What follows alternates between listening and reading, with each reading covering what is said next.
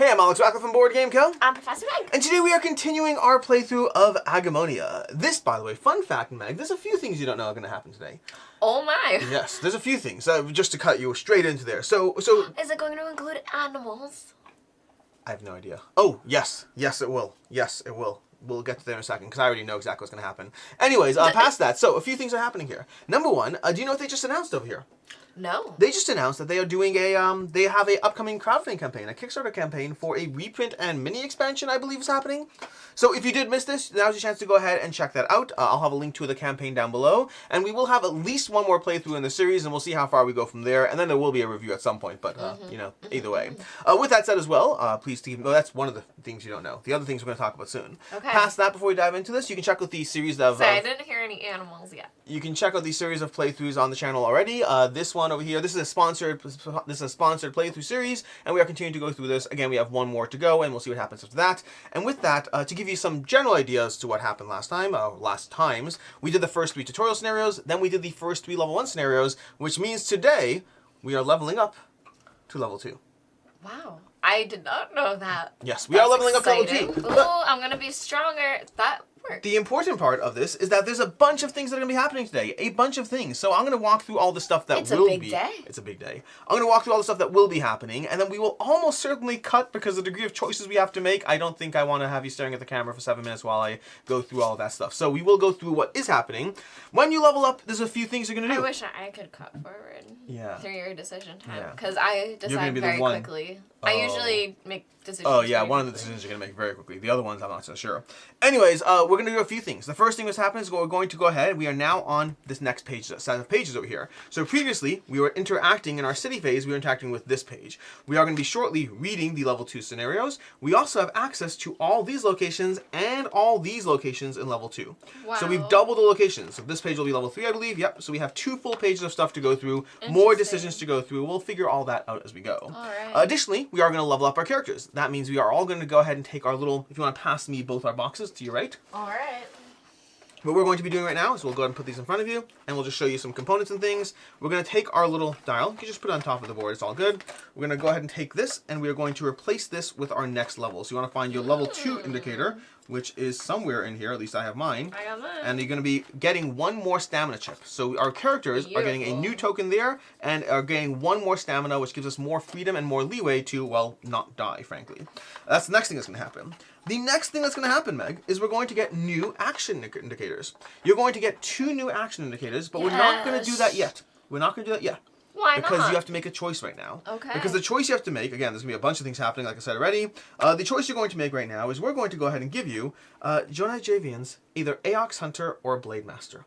You're going to be leveling up into one of those 2 things. On the front, you have a brief description. And on the back, you have a list of the various skills you'll be able to unlock as you go through it. You're going to get 1 right away, and you're going to get more every single time you level up. Okay. So you're going to have decisions to make around these. I assume it'll be Blade Master.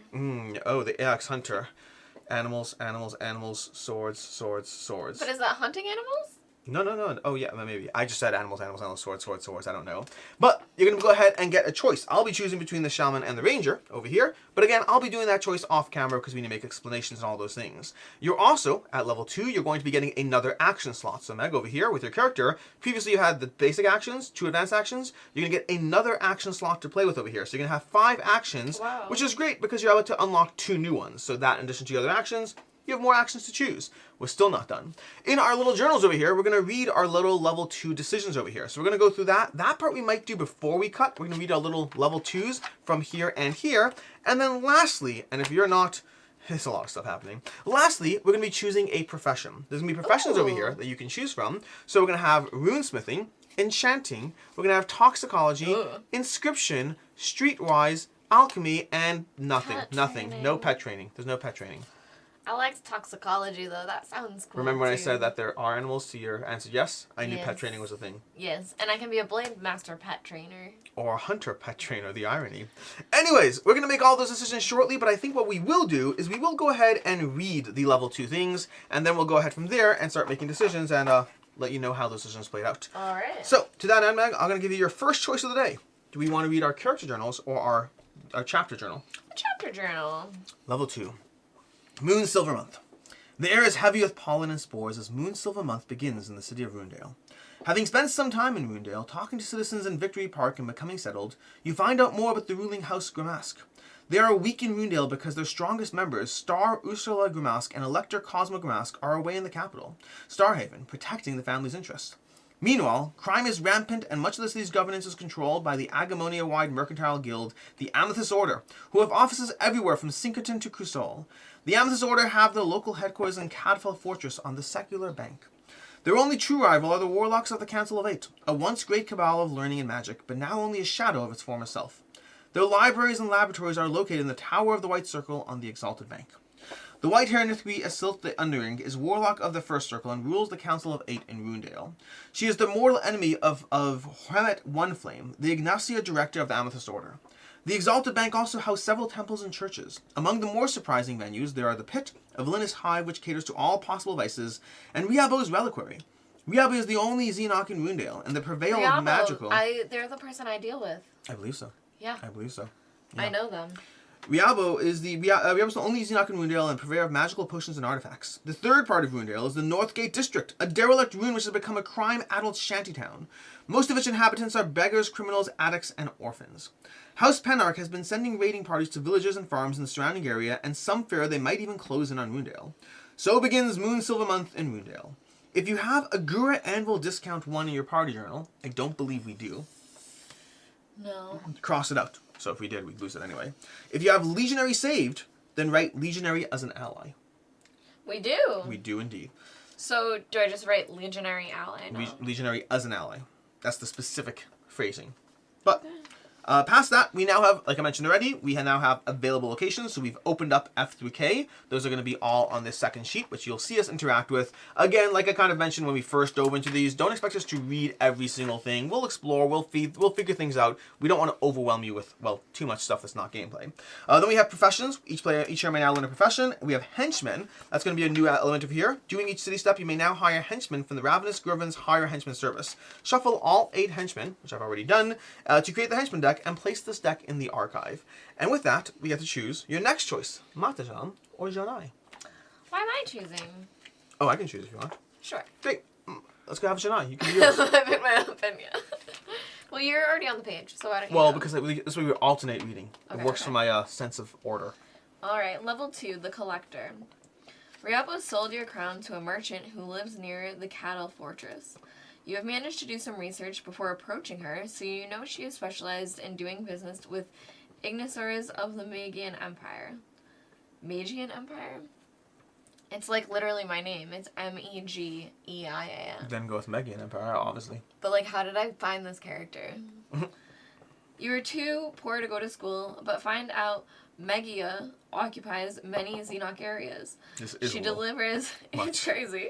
She delivers Ignisaur produce to the brown market and Rundale's shopkeepers, sometimes even the odd Xenoc artifact. Apparently, she was supposed to equip a ship for Megia last month, but that has since been delayed for some reason. You stalk her house day and night. She is a tall, neat, Tagari woman, wearing her hair in horn-like buns and dressed in clothes made of fine Ignisaur fabrics with moving patterns. One night you notice her sneaking off to the pit, an underworld den. You follow her and find her burying her hallucinogenic dream eggs and eating one of them right there. She is a drug addict. A little darker. As she staggers home, you have a choice to make your move. Choose one. Attack her and question her forcefully, spy on her, or show yourself and tell her not to do drugs. Everything I know about drug enforcement is number 3 is not going to result in any change. This is a real interesting thing happening here. The thing I do think is if she's on dream eggs, questioning her might actually be useful. Go for it. Because you're on dream eggs. You do your thing. But I could just spy on her to see what weird stuff she does. I feel like I would rather spy and be passive. Alright, so this is passage 2.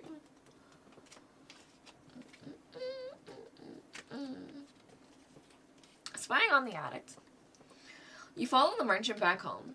A drunken man tries to make a pass at the barely conscious woman, but you push him away, disappearing back into the shadows before the merchant sees you.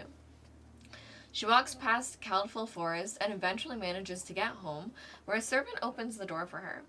You sneak in through the back entrance. The house is full of strange items. A golden religious mask, flagons of green liquid, strange little trees, and elaborate tapestries. You have no idea what part of Agemonia they are from. She climbs the stairs into her office, where she places the dream eggs in a locked cabinet, and then retires to her bedroom. She is soon snoring, and you see your chance to steal her keys and open the cabinet. You do not want the dream eggs, just her bookkeeping. Sure enough, there is a note saying she bought a magical helmet from Riabo and gave it to Bad Betha in exchange for drugs. Just then you hear the soft footsteps of a fat Grick walking in the corridor outside the room. It might alert the servants of your presence. And now I am testing agility. Ooh. I need my stuff. Your agility is 2. Just 2? -3. Yeah, but I could maybe pay things. You do have gems if you need to. But that's after anyway? Yep. Okay. Alright, and so that's going to be automatic +2, so you have 3. So 3 plus and I your need 2, 4. and you're good to go. Oh, no, sorry, you have 3, yes. So you could and pay I need a gem. 4. Yeah. I will pay a gem. Okay. Which I have over here. Okay. Success is 32. Let's see what happens with the little Grick. The Grick fooled. You stay very still, and even though the Grick enters the room, it does not notice you. After it has left, you lock the cabinet, return the keys, and leave through the window. No one will know you are here. Now you know who to spy on next. A Bad Betha. Gain an achievement gem. Got my gem right back. And that's it? That's the end of the That's conversation? Great. To my level 2. You take stone tablets or giant parchments, copy them on paper, stamp them and file them. You look for papers filed by someone else dozens of years before to prove who owns which piece of land and where. You write letters, tie them to a fur of butterflies, and send them off. The atmosphere in the cataclysmic fortress is mildly annoying, with haughty Nithri making jokes about the jungle, or you eating your children, or having 4 hands, or playing clackers, or rolling in mud, or doing drugs, or a million other stereotypes they have about Patagons. Sometimes you try to be amused by the jokes. Other times you explain that you are not like that. But the jokes continue. The good part about working in the archives is that you can look for clues about the heart wheel. It looks like it might be hidden in the breach. Then one day, regional manager Shamil calls you to her office. Mr. Madajam, she says, you have proven yourself to be an adequate filing clerk, but we feel your talents can be better suited for a different kind of job. Oh, totems, is she going to fire you? The Cataclysmic Fortress holds only the working teleporters in Rundale. We have a job for you which involves magically moving you to another location to take care of something. I would do it myself, but this cursed bracelet is weighing me down. Do you feel up to the task? Yes, the teleporter. This is what you've been waiting for. I do. The next day, the manager takes you to the top floor of Cataclysmic Fortress, a place you have never before been given access to. An Ignacier guard looks carefully at your credentials and at Madame Shamil's license to teleport. He unlocks a door which leads to an ascending staircase. Can I say, by the way, I'm trying to figure out his day job. Does he clock out when we go on our little quests? Is that what's happening?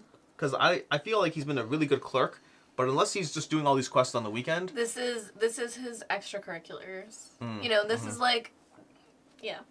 You climb onto the roof of the fortress to witness the roof terrace, soccer club. Overlooking the city. There's a white pillar on each of the 4 corners, and in the center, a large circular platform made of white stone. You can hear a hum in the air. Maybe it is the wind, or maybe it is this device of the ancients. How does it work? You just go stand on the big white disc in the middle, and it sends you to another teleporter, or briefly to any place. How do I tell it? It works psionically. You just have to think about it. Obviously, it can't send you to a place you do not know. Oh, that's why you need me. Clever tree lizard. Yes and no. We're sending you to the moving city. We need you to make sure the Patagon herbs are of good quality. You follow her directions and go stand on the platform. Meanwhile, she goes to each of the pillars and places an Agura crystal there. As she does so, the hum becomes louder and the pillars start crackling with turquoise light. You realize it reminds you of the White House of the Ancients you saw back home. I think there's a quest where we had teleporters too. We could jump around. I don't know if we ever activated them.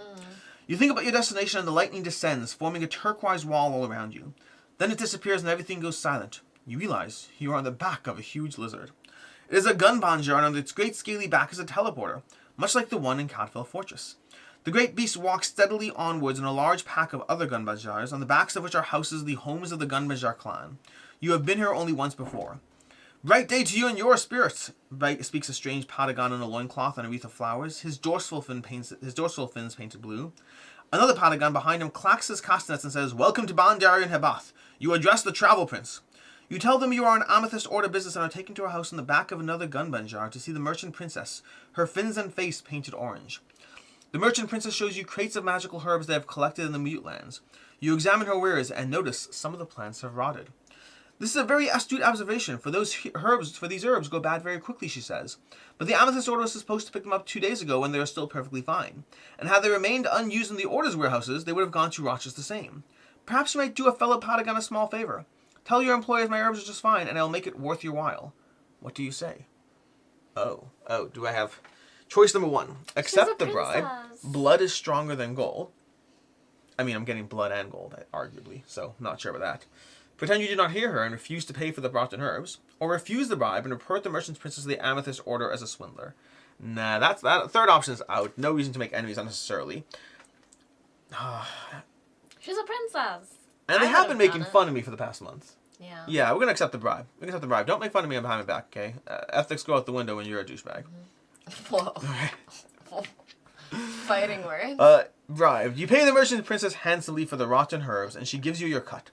You deliver the goods to the Amethyst Order via the teleporter and tell them the herbs are just fine, but should be used soon before they go bad. If you have a little star thingy, where's my player tree? Okay, I need to see what things I have, because if I have certain thingies, I would get stuff. Oh my gosh. Certain herbs? Certain symbols of my tokens. Let's see. I do not have that one. It can be a triangle one. I don't think I have it, unfortunately. If I had a certain bracelet, I would get 6. Otherwise, I get 3. I don't think I have it. So 3 it is. Okay. Can I get 3 money, please? You got the money in front of you? Just make sure I don't have any other pearls. Yeah, I don't have it. Alright, so I get 3 money. Could have gotten 6. And then read 24. I got my cut still. After your successful experience with the teleporter, Otavia Shamil summons you again. Congratulations, Mr. Matatam, she says. You did a fine job for a tree lizard. Just kidding. I think perhaps your talents have been wasted at the Amethyst Archive. From now on, you'll be expert in charge of Patagon affairs. It is more responsibility, but more compensation as well. Your party may gain 1 reputation with the Amethyst Order. Beautiful. Okay, so fortunately I managed to grab our stickers close by over here. Go ahead. We can apply it when we... Oh, we'll pause now because I think somebody wants to make sure the sticker is exactly precisely placed. Okay. We're going to go ahead and pause, and we're going to do our choices as far as professions and classes, and you'll see all that shortly. We'll be back very shortly and just tell you the things that have changed as we go into the actual city step. Let's go get a job. Yeah, let's get a job. And we're back. We've made some choices. We've done the hard tasks. Some surprises happened because I thought you were going to choose something you did not choose. In an interesting turn of events. Do you want to go ahead and tell them what you chose? Yes. So... instead of going with the pet training like everyone expected, or the Aox Hunter, which I think no one expected. I didn't actually expect that. I did go with the Blade Master because that's my meat and potatoes, and then I decided to go with runesmithing instead. The way that the pets work in this game, you have to have them, and we don't really have that many, and I just want a profession right from the get-go. So I took runesmithing, where I'm going to be able to do some mining and making some weapons and armor and things like that. And your item?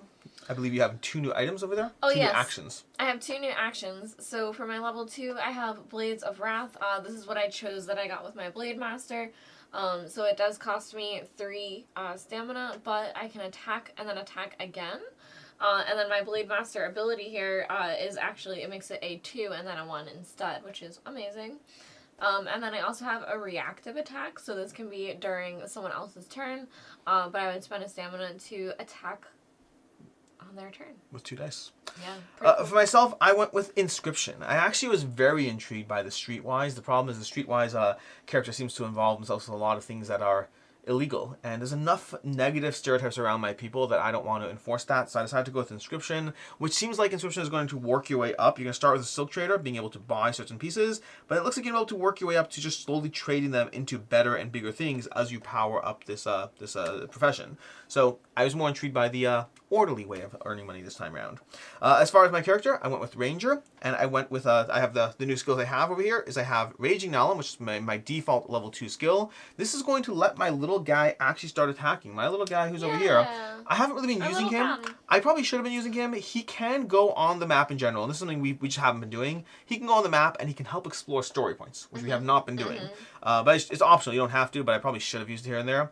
But past the fact that I have not been using him... Because he does take your movement points? No, he just has his own movement points. Oh. It's just every round he can just move. Why weren't we using him? I just wasn't using him because he didn't do anything, and I didn't think about this exploring story points aspect.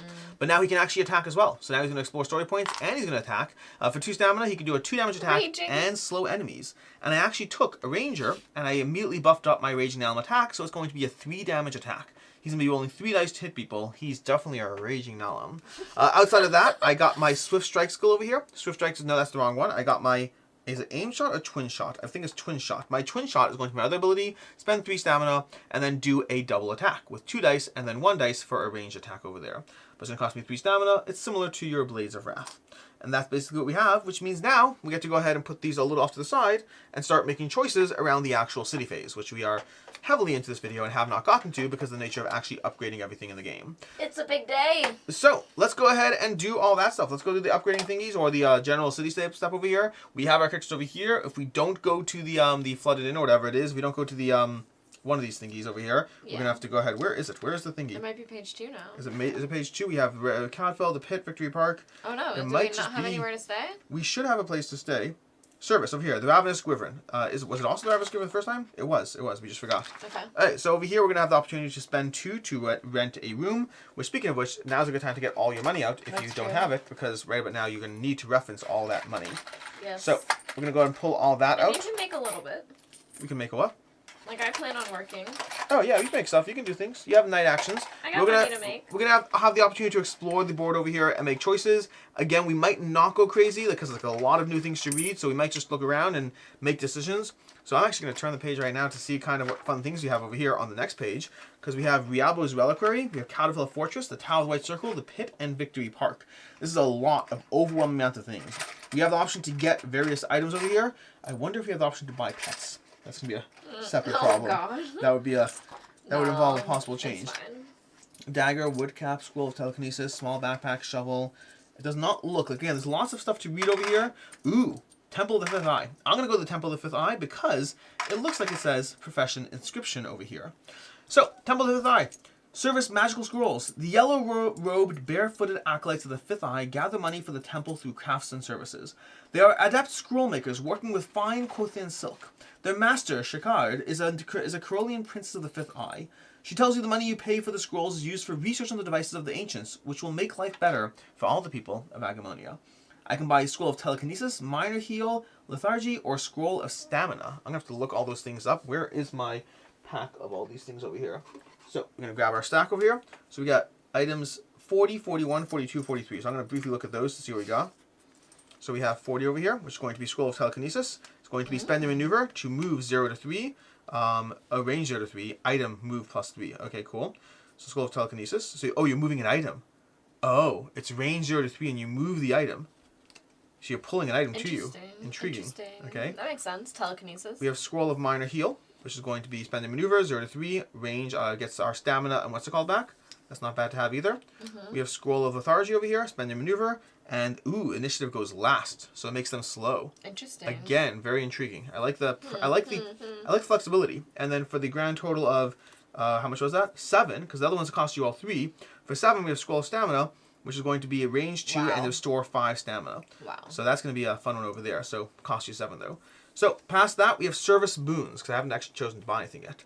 Service Boons, we can spend a night action or 2 money to heal our stamina and health over there. We have our Heal Injury. Spend 3 to discard injury card. Disciples Boon, which is new. Oh, that's nice. They have the new things tagged. That's actually... Did we have Temple of the Fifth Eye last time? Do we have all those exact things? We didn't. They're all new.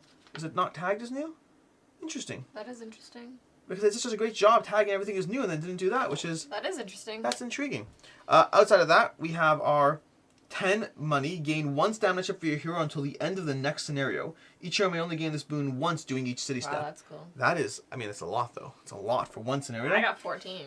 And then Profession Inscription. You cover your head and bare your feet in the manner of the cultists of the Fifth Eye as you approach Brother Martin, the blind priest in charge of inscription. You tell the bearded devotee you would like to learn the art of scroll making. May the ancients watch over you, he starts. To write words of magic on Kothian silk you do not need to see with your own eyes. When you join your brothers and sisters in the choral hymn, you can feel the runes inside you and then open your fifth eye. I'm realizing something now. Do you know what I'm realizing? That you have a fifth eye? That you actually have to not just immediately earn these professions, we have the ability to get professions. That's a night action plus 5 money to get the inscription profession card. Ah. Okay, so night school. I will be doing that. I'm going to give my 5 money in now because I'm apparently buying a thingy right now, which I assume you have You're not yours. gonna wait till nighttime? No, well, I guess I'll wait till nighttime. But technically, I guess I'm not technically a what's it called? But wait, scenario: Tremors of Barricade Isle. The first time you visit location at level 2, read 553. Okay, so we need to go ahead and grab our book of stories over here. So give me a second while we grab. But again, should we wait until nighttime? No, that one's the first part. Oh, okay. The professional description is due in the nighttime. Professional Barricade Isle, that's going to be 553 over here. So we're going to read 553, and we're going to start getting some quests for us to go through. 553. Tremors of Barricade Isle scenario card. You are asked to see the you're asked to see the High Priestess of the Fifth Eye in Runedale. You walk through the artifact exhibits in the halls of chanting, past the engraver's workshop, and into the study of Silma, a middle-aged Quothian in a very tall hat adorned with the 5 eyes. Ah, there you are. May the Ancient protect you, she croaks the traditional greeting of the cult of the Fifth Eye. May I offer you something? Wine and cakes as is the custom here in Benham? She turns to a young Nithagri priest. Bring us some wine and cakes, and eggs and mushroom milk for me. While waiting for the refreshments, she asks you to tell her a little about yourselves. Then Silma says, you probably think the cult of the Fifth Eye is a shop for scrolls. We do inscribe and sell them, it is true, but the true purpose of the cult is to uncover the mysteries of the ancients. Remnants of the legacy are scattered all over Agemonia. The Skyrender, the Blue Fire Monorail, magicianisms of all sorts. But who are the ancient ones? That is what we'd like to find out. The drinks arrive and she takes a sip of the white liquid she calls mushroom milk. Ah, that hits the spot. Now I believe it's time to abandon the superstitions of our peoples and find out the truth of Agemonia. We Quothians used to believe the world exists inside an egg. Nithagri and Patagons worship nature spirits. Mushroom milk? Yeah. Mushroom coffee. Have you heard of Rise? I've been getting ads for like Rise, mushroom coffee all the place. I don't believe that stuff can possibly be good. It's a thing. I'm getting ads for it. I don't know why. But mushroom coffee, Rise. The Ignatius Do you remember the butter coffee? I have no idea what that is. There was a coffee where you'd like melt a whole thing of butter in it. Oh, that's a bulletproof coffee. I've had that. I did that for like a year. You did that for a year? You had a thing of butter in your coffee? Yeah. I mean, actually, I think I used I'm like, there's an oil. I use specific oil that you mix in. No, it's not. It's not? I didn't like it. It felt oily and bleh. It wasn't my jam. I did it because I was doing what do you call it? Intermittent fasting. So I did that. Anyways, small segue. The Ignatius revere the sun, still do, but these are all but the surface, and our job as archaeologists is to find out the truth. She pulls out a beautifully inscribed map of Benham's eastern shores and spreads it out on her desk. Here, beyond the reflection range, is a sea called Valago Bay, and in it stands Barricade Isle. Someone or something is causing horrible tremors on the island, and it's difficult to approach with a ship. I believe the cause of the earthquakes might be some device of the ancients in the temple of the Lenamora there. I would like you to explore the temple, and if possible, turn off that magicianism. The actual excavations can then be carried out by priests of the Fifth Eye. Here, she pulls out another scroll, is a scroll we purchased from the Amethyst Archives. It is a superstitious pagan song about the island, but there may be a hint of truth to it nevertheless. After all, the first pagans lived during the time of the ancients. What do you say? The reward will be worth your while. We've now earned a quest card, Tremors of Barricade Isle. We need quest cards to actually go on journeys. Let's go. So this is going to be one of the quest cards we can possibly go to. We can't do the Beacon of Hope, so until we discover something else, we can't do anything else. Wow. And with that was a whole lot of intermission, and that was the one location I went to. That was great. If you want to choose anything, you can go ahead and do so. I'm not even spending money right now. There's another scenario here. Should we unlock that? You can choose it. Go ahead. So, we can go to the round market over here. We have new items we can buy. We have service, silks, and curiosities. Quoth silk is perhaps the best known luxury. You can spend 5 to buy a silk token, or I can buy silk tokens for 3 once I go here. Nice. Anyways, the first time you visit locations at level 2, read 343. We'll try not to unlock all these for you to not completely overwhelm you, but we might do 2 or 3 just so we have some to give choice over our quests. The Grove of Death. This is shorter too. The Grove of Death scenario card. While browsing the wares at the stalls of the round market, you overhear a loud conversation. Nay, it's not for us, says a Nithagri mercenary to a Penmark knight. The mercenary is sitting by a drinks booth, sharing a bottle with a huge Ignacy on a carved Dagarian. Perhaps I didn't explain it properly, the knight replies impatiently, standing next to the mercenaries. Lord Walian Penmark himself would like for you to take care of the pest problem on his western estate. I understood and I say nay. May the stars shine upon you, the mercenary says with a tone of finality. The knight, exasperated, turns to you. I will lose my head and tail if I do not find someone for this job. Who can I ask? Having no other option, he explains the job to you. House Penarch owns the forest just west of here. A Benite has made its nest in a grave site which was once reverted by the pagans. Now Lord Walion needs someone to defeat the monster. Please come and talk to him at the Penarch mansion and you can negotiate a price. The Grove of Death has been added to our quests. Lovely. Okay. Again, I have a day job, just so we're on the same page. I do not know what I'm gonna do not know what I'm gonna do this stuff. Okay. What else do you want to explore or go to? Should we see the next page and see what kind of things? So let's see. We have the fortress. We have the tower of the white Runesmithing's over here. Do you want to check this place out? That way we could lean into one of our quests that benefit our... I mean, there's a lot of text over here, but it will get us the runesmithing. But isn't this how you gain the runesmithing profession? So going here would be how you gain the runesmithing profession, and this is the scenario we're going to get from the runesmithing location. If you're leaning towards runesmithing. Okay. Well, I was wondering what this pit is, though. We can go to the pit. Alright, let's see what that is. The pit. The sounds of partying can be heard a long way off. They come from the pit, a tavern in the dried-up riverbank. Originally a Patagonian bar, yay. It is now visited by lowlifes of all people, including mercenaries, robbers, murderers, drug dealers, poisoners, pimps, revolutionaries, and renegades. The pit is carved into the steep side of the riverbank, which is full of terraces, stairs, ladders, and makeshift balconies. Stepping in, a burly boycott bouncer pats you down for weapons or unwanted spying devices and lets you inside. The multicolored smoke coming from a dozen illegal drugs fills your nostrils, and the loud music almost deafens you. A little further in, Madame Yazoo, the Curlian who runs the bar, is giving orders to two scantily clad Patagon dancers. Ooh. Service, black market. Criminal types tend to loiter in the pit. Some of them are actual criminals, buying and selling stolen, smuggled, or just plain illegal items. Others look just like they are. Getting past the Boreat bouncer, the city guards, and the really dangerous criminals, it is not easy, and you definitely do not want to seem like a foolhardy tourist, otherwise you will lose your purse or your life. This is the place for buying and selling contraband, but who should you talk to? Ooh. To use the surface, one hero must spend 1 money to test 5 intelligence. Whoa. Streetwise will be +1. If you have snitch in your party journal, you'll spend 1 more. Success, you may use the service during the city snap. Oh, I had snitch. I could have gotten snitch possibly if I wonder if that would have given me snitch. Amazing. I wonder. I like the interaction there. Fail, you may not use the service during this city step. No hero may attempt to check again. Okay, so 2. So number 1 is you can... Oh, so you can't even touch the rest of these unless you test intelligence at 5. That's brutal.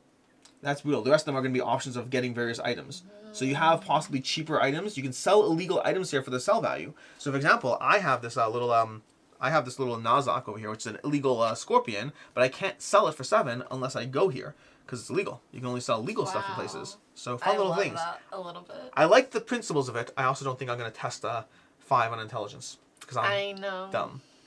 Yeah. Okay. Oh, wait, we're not done. Profession Toxicology. So we have the access to get this. And arena scenario, the Zlothian Menace. The first time you visit the location, get 609. Read 609. Okay. So we're going to read this over here.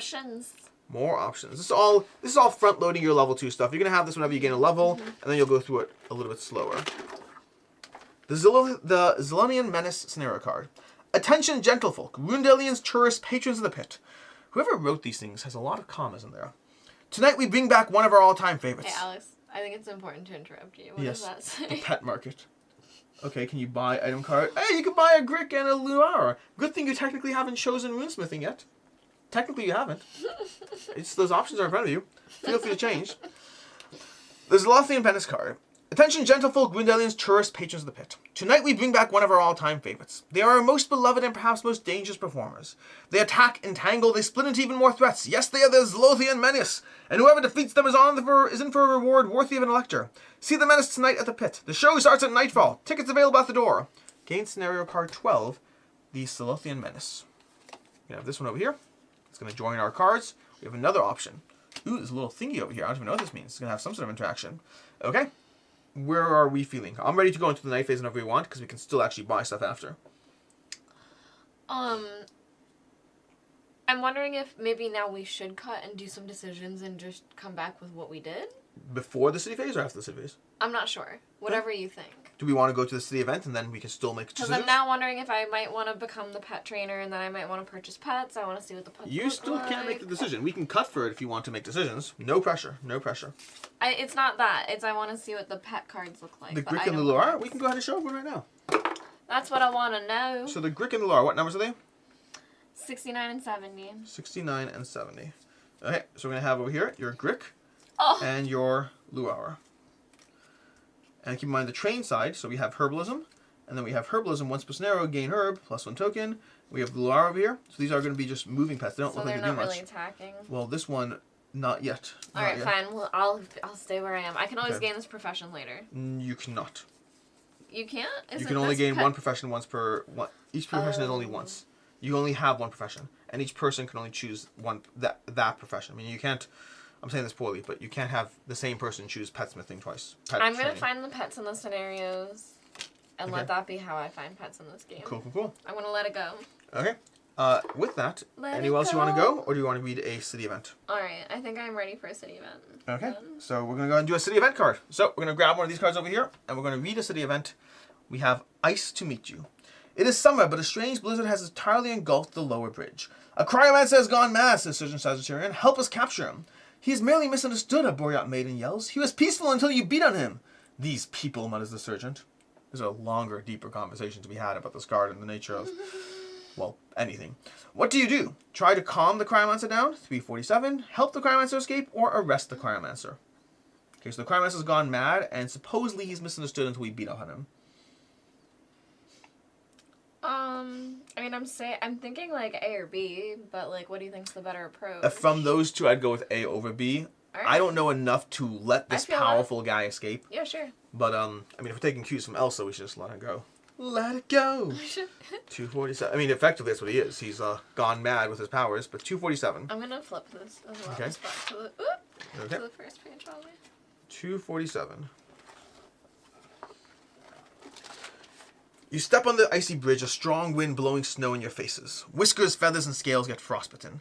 The closer you get to the middle of the bridge, the better you see the shape of a Boreat man, clad only in a loincloth but covered in frost and icicles. You greet him politely. He sees you but does not reply. In one hand he holds a curious magic wand, its shaft spiraling around itself. He seems to somehow conduct the blizzard. Snow and ice, sleet, and frost flow constantly from him. You gesture towards the wand and tell him to let it go. Do you really? It does say let it go. I cannot. A storm swirls inside me and I've decided to let it rage on. Someone's been watching a little Frozen. Rage on! The cold never bothered me anyways. You step closer and ask him again. Choose a hero. That hero makes a intelligence test of 7. Geomancer, Shaman, Telepath, and Enchanting get +1. I'm guessing we're not going to do it, but you have a higher chance of rolling for it, so feel free. Sure. You roll 2 dice, and let's see what you get. We have, that's not a bad start. I know, it's actually not. That's actually 5. Oh my gosh. Okay, so 5. I don't think you have the ability to get higher, though, because you could potentially add a gem, but it's not enough. That honestly is, like... disappointing because how good it was. The closest I could get without succeeding. It's a intelligence test of 7. I mean, it's a little insane. I know, I literally almost did it, though. Are you a telepath or enchanting? And I don't think any of those things are true. No. I mean, I am, but what about the game? Not in this game. Fail, 319. I'm impressed that they thought we'd get that. I'm a toggle whisperer. Keep in mind, you could, in theory, get these in different orders. So maybe there's ways to bump our stats. You can't like help me somehow. I know if I had chosen Shaman, I would have been higher. Okay. The cold never bothered him anyway. That's literally the response here. That's literally the response. This is not even attempting to remotely try to hide things. The crazed cryomancer hits you with a blast of ice and the blizzard continues harder than ever. You must escape the slippery bridge before you freeze to death. Each hero loses 3 stamina and suffers 2 damage. What is wrong with these people? Okay. We lose 3 stamina and suffer 2 damage. We're going to need to remember that. I'll just take some of these over here and put them off to the side. And then upside down. And that will hopefully be enough for me to remember. Wow. Now we do have the opportunity to potentially heal. There are places on the board you can heal, which we may be doing now. That is our... so sorry. It's 3... 3 stamina lost. 3 stamina lost and 2 damage. Okay. And then we could go do our city event. After the city event, we can now spend our night activity points. Okay. So we do have that option in front of us. I am going to go ahead and I'm going to become an inscription profession person, especially if we're resolving this quest at all. I'm going to spend 5 money. I'm going to spend 1 of my 2 night points. I believe it's 2 night points, right? 2 night points, choose an arrow card. Each spends the activity points. I'm 99% sure it's 2 night points, but yeah. Okay. I'm going to go and do that. So this goes back to our various pools of money. And I am now an inscription person officially. Where'd my card go? Because I put it off to the side while I attempted to not. Oh, it's over here. Okay, cool. So sorry, you have to do that? You have to do that if you want to become that class. Oh, so you always have to do that? Yes. Just once. I mean, once and then it's done. You cover your head and bury your feet in the manner of the cult of the 5th eyes. You approach Brother Martin. I think you already said this, but the blind priest in charge of inscription. You tell the bearded devotee you would like to learn the art of scroll making. May the ancient watch over you, he starts. To write words of magic on cloth and silk, you do not need to see with your own eyes. When you join your brothers and sisters in the choral hymn, you can feel the runes inside you, and then open your fifth eye. I already have 4 arms. Fifth eye seems reasonable. I think I'm not going to take rune smithing yet then. Oh, you're going to hold off. Okay. Well, I want to do my city thing, and then I think... Can we heal at night? Is that what it is? There's options to heal in some of these places over here. Over here, at the Temple of the Fifth Eye, you can heal for a night action or 2 money. You can restore. Alright, so I'm going to do this first, which is my once only level 2 thing. So once only, if a merchant's hatred is not written in my hero journal, visit the Nihitigri merchant to ask about your heritage. Okay. Go ahead. Alright. The Collector's Wisdom. You visit the merchant Nihitigri woman, and this time find her much more lucid. Heaven protect, she says, wearing a gallon of Ignisor make. She offers you a Megian cactus wine, which tastes foul in your mouth, but you drink it anyway. You ask her if she has seen people like you before. Not exactly, she says. I don't suppose you visited Giz. You don't even know what that is. What it is. It's the continent where the Xenok live. Partly conquered by a Megian empire, but some Xenoks have managed to resist both the Ignisors and the demons. Giz is a beautiful place full of rainforests and devices of the ancients. It was there I saw statues of women like you, with 3 fingers and 3 toes. Some of them even more a helmet like the one I bought from Riabo. Maybe that's why I wanted it, but you're the first one alive that I've seen. Where do you come from? You tell her you are from Ambergate. Ah, yes, she says, masking her embarrassment with a laugh. No harm in asking. You finish the wine, and she tells you of her travels, but you learn nothing more about others of your kind. But there are others. Write Collector's Wisdom in your hero journal. Ooh, fun. In the meantime, I'm going to use my action. Actually, does it require a night action to do it? It requires 3 money. 3 money. I'm going to use my ability because I'm a part of the, I'm a scripture or whatever person. I'm going to spend 3 money to go ahead and buy one of these things of silk. Why? No idea. But I think it's just good to have silk around. Because apparently, that's, I mean, later there's ways to trade it up. Right now, I'm just doing it for the hopeful possibility that there's a reason. You know, I meant to say this earlier. Technically, before nighttime started, I wanted to look at the Great Axe that is now available at the What cost is it? What number is it? I'm not sure. I forgot to ask earlier. 8. 8. It's only 8. Okay. So we're going to have 8 for you over here. Here's your Great Axe. Ooh, look at this guy. I think it's just worse than your other things, but nonetheless. I already have a Great Axe. You have a Great Axe. It's new, but I think we got one during a scenario, I guess. Okay. There's also a spear and a longbow, but yeah, I think nothing matters to me. I'm going to go ahead and spend my second night action to go ahead and do this over here to get 2 stamina back and 1 That is what I'm going to do too. So I'm going to do 1 and 2 of those. So I currently am starting with 1 and 1 instead of 2 and 2. Exactly. I'm also going to spend 2 money at the Ravenous Scrivener. I'm going to spend 2 money over here to the Ravenous Scrivener, which is somewhere here. Where is it? Where's our thingies? I flipped it. No, it should be the Ravenous Scrivener. Rent a room. To rent a room. So I'm spending 2 money over here to rent a room. I will also pay 2 money for my room. And wherever it is, technically is over here. Okay, so we both are renting a room so that we do not take any stamina loss. And that's basically where we are. Proud of us. Okay, and I think I'm done. I have 4 money left, but I think I'm gonna hold on to it. I don't see a ton of things to. Money, but... I mean, do we see any things like we have more Togsbane tokens? We have Void Bloom. We have Great Axe, Spear, and Longbow. We have Buckler, Metal Shield, and Splint Mail. I'm just saving my money. Those are for 30, 12, and Buckler. I'm gonna try to go to college. Yeah, it seems reasonable. Item cards: Targwell's Brawn Elixir, Fur's Mine, Potion of Stamina, Healing. We can go ahead and get some of these items here: Lanium Ore, Gur Crystal, Magic Essence. All these various things we can do, but I don't think anything's calling my mind with 4 money. I like how for $3 at the pet market you can write Fat Moncoon in your party. Oh, I really thought about it. Do you think I should? Based on everything I know about you, okay. I would consider it. Fine. What happens? Really buy anything else. What happens if you get to a part where it says if you have Fat Moncoon? I honestly read that earlier and thought it was so cute and then forgot. We're gonna read that briefly for you. During the War of Liberation, Dastro Gramas conquered Rundale from the pagan noble house that previously ruled over it. The magical war destroyed a whole area of Rundale, and Victory Park was set upon the ruins. These days, the lush trees and braziers provide an atmospheric respite for the citizens of Rundale in which to have discreet romantic entanglements or conduct secret business transactions. There are also frequent shows of dancing targals, butterfly hunting, and tame lizards. Service Pet Market. Victory Park, south of the Round Market, is home to beasts both physical and ethereal. It is a place where visitors can attune themselves with nature or connect with an animal spirit. In the shade of the trees, there are four-legged spirit beasts, while the butterflies are drawn to the flames of the braziers.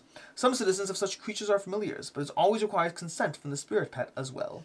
We have Fat Moncoon in our journal. Service Pet Training. Training beasts and pets to undertake various tasks, tricks, and commands through accelerated magical means. The upside is that the pet learns the trick extremely quickly, while the downside is that when the enchanted fades, the pet will always quickly forget what it was taught. Aww. Just like kids.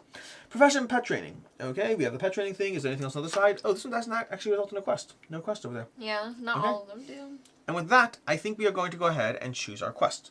So we are now going to go ahead, after the event, we are going to select our quest to go on. We can go Tremors at Barricade Isle, the Grove of Death, or the Zolthian Menace. If you have no preference, I almost do prefer to go on the one that has my inscription. Okay. Because I want to see if that comes into play. So I only lean toward the Grove of Death because that looks more pretty. That I think the map will be very pretty. Beautiful. We can do that. We can do that. The Grove of Death. Talk to Lord Willian and defeat the Benefit nesting in the nearby forest forum. Talk to Lord Willian. $7.99. Okay. You visit the Penmark Mansion in Rundale. The house is full of magical artifacts and heirlooms of all sorts. Lord Willian and Lady Reltis receive you in his study. He is fat and bald and dressed in Quothian silk. There's a whole lot of talk of Quothian silk in this scenario, and everything we've been doing so far. She is tall and thin and wrinkled, and brazenly wears a necklace with a forbidden pagan symbol on it. Heaven protect brave heroes, Lady Reltis says with a droll voice. You've come up with the grove, aye? Aye, here's the thing. A Benefit has made its nest there, and no one is foolish enough to go near it. Brave enough, I mean. But there you are. My husband will explain the details. I must now attend the services.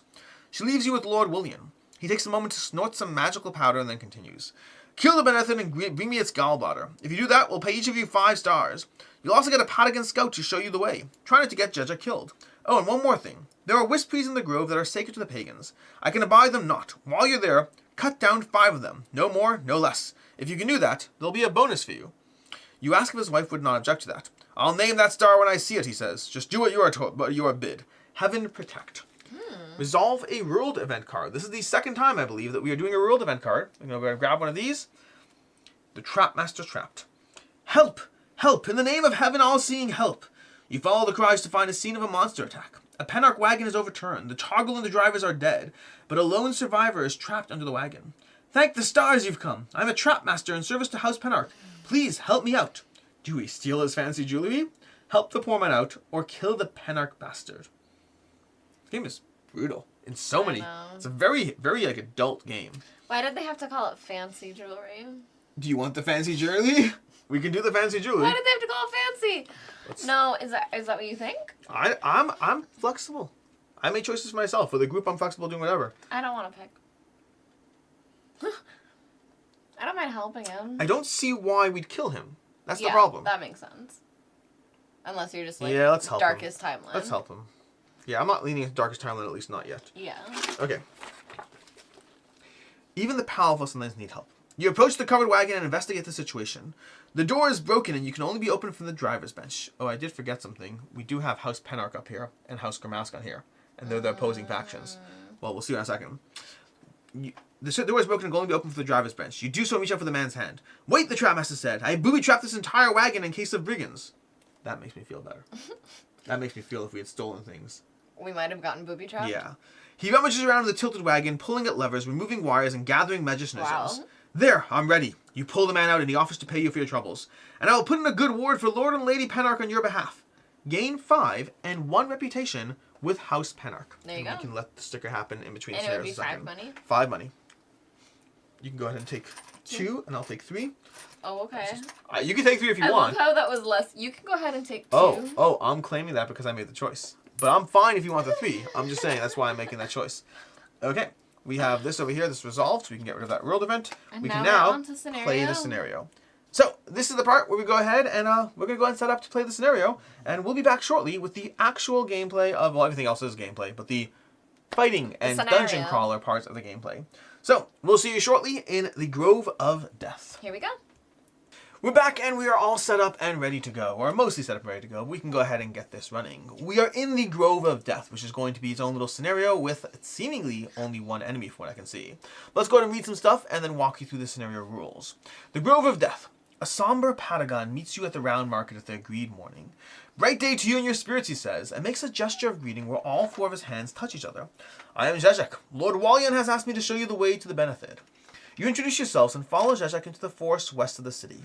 The scent of blooming trees and the sounds of birds fill your senses as you make your way through the beautiful woods. After a few hours, you approach the grove. You can see vesper lizards circling above the trees. They are hungry, Zezek explains, but they know how to expect a feast. They know to expect a feast whenever anyone tangles with the benefit. He takes you to a cliff which slopes gently down to the grove. Wait there, he tells you as he starts to sneak down towards the grove. The monster has made its nest in that cave. The colorful trees make the nest a very pleasant sight, but you have little time to admire it as you focus your attention on the cave underneath the cliff. To your surprise, the benefit, with its many long writhen necks and heads, comes running out from the forest, appearing between you and your scout. The beast has noticed Zezek and is about to lunge its hulking torso towards him. Zezek tries to run away, but his bare foot is stuck in a hole, and he kneels down trying to pull it out. You must be quick if you intend to save your scout. Reveal story card B. Okay, so let's go ahead and see what we have over here as far as these. We already have Zezek in trouble. Reveal card 1 for our monster. So we're going to have one monster here. Because we only have the one monster, we can probably get away with not actually using the monster board over here. Because we have the singular beast to deal with, which I realize now I didn't actually get the miniature for. So we'll do that in a second. We have Zezek in trouble for our B. And spawn the benefit in the area shown. So that's going to be over here, it looks like. We're going to spawn the benefit over here. So with that in mind, though, we have Zezek in trouble. Zezek's foot is stuck, and his four hands are busy waving at you for help while also trying to keep the benefit at bay. Zezek counts as an ally with Taunt 8 for attracting enemies. So he's going to have Taunt 8. Too late. If the benefit moves within 1 of B, where's B? Over here. So if benefit moves within 1 of Zezek, who's trapped over here, then we're going to flip A. And if we save Zezek, we're going to flip there. Obviously, we're going to save him. How do we save him, though? Is that clear? We gotta get to him. Okay, well, we'll figure this out. We'll figure out exactly how to save him. In the meantime, let's go ahead and put this monster down over here. So we're going to have that guy over here. He has 40 health, so can I get 2 dice for our counters? Does he? He has 10 per player plus 20, and he's going to deal 2 reaction damage, it looks like, to us. So we have to be mindful of that. 2 movement damage out of it. Oh, interesting. I should have used Nalan for that. He has movement damage for when enemies try to move away from him. That's why I should have used him. I forgot about that. So that's another reason why we should have used him. He nips at them. Try to walk by. So we have our health of 40 over here. So our little counters over there. And we have a Zezek in trouble. We have to be mindful of him. We can't let the Nala go to him. And then we have to go ahead with the following quests. So, scenario timer. We're going to start a timer. When our timer gets to 18, we're going to go ahead and read this next text, and we're going to start that again. So we have an 18 count timer with a bunch of text we'll read as we go through it. The benefit so maybe Zezek is going to get himself out somehow, like he's untying himself and we have to last that Totally long. Possibly. Because this says save Zezek. It doesn't say, oh no, I guess, it just says, I'm sorry, I'm doing this wrong. At range 0, we can simply save Zezek and flip it. That's all we have to do. Okay. My bad. I was like, there's gotta be a way. Yeah. Anyways, we have the timer. So we have a timer. We have the benefit over here. The benefit may not enter an area containing an uncovered this. If you recall, the sacred wisp piece, we're supposed to be trying to knock down exactly 5, no more, no less. Right? No more, no less. So we have 1, 2, 3, 4, 5, 6, because he wants to tick off his wife, it seemed like, or 7 of them. I think it's 5 because of the 5 eyes. The Church of the 5 Eyes. Anyways, so we're gonna have benefits over here. The benefit cannot enter an area containing that. So these over here can't go into it. But we're gonna go ahead and skip to here, Sacred Wisp Trees. If we are in an area containing it, then when he attacks us, 2 of his attacks, because they have 3 attack types, 2 of his attacks will instead hit the tree and demolish it. So effectively, we can taunt him into demolishing the trees for us to a certain extent, which will help us survive and win and all that stuff. That does sound nice. Alternatively, if we don't get him to taunt enough of them, we could use our strength attribute to kill a bunch of them. We have to get 8 successes per tree to go ahead with an axe giving you +2. So if you have your axe over there in your hand, it would help you. So we could try to hatchet down the trees ourselves, or we can deal with them in terms of just letting him have them kill that. Lastly, take my regular axe. Lastly, the benefit has 4 heads effectively. Okay, so the way it works is every 10 health it has, or that's even partial. So if it has 31 health, that means it has 4 heads, because even partial counts. And for each head it's missing, it's going to heal 2 at the start of its turn.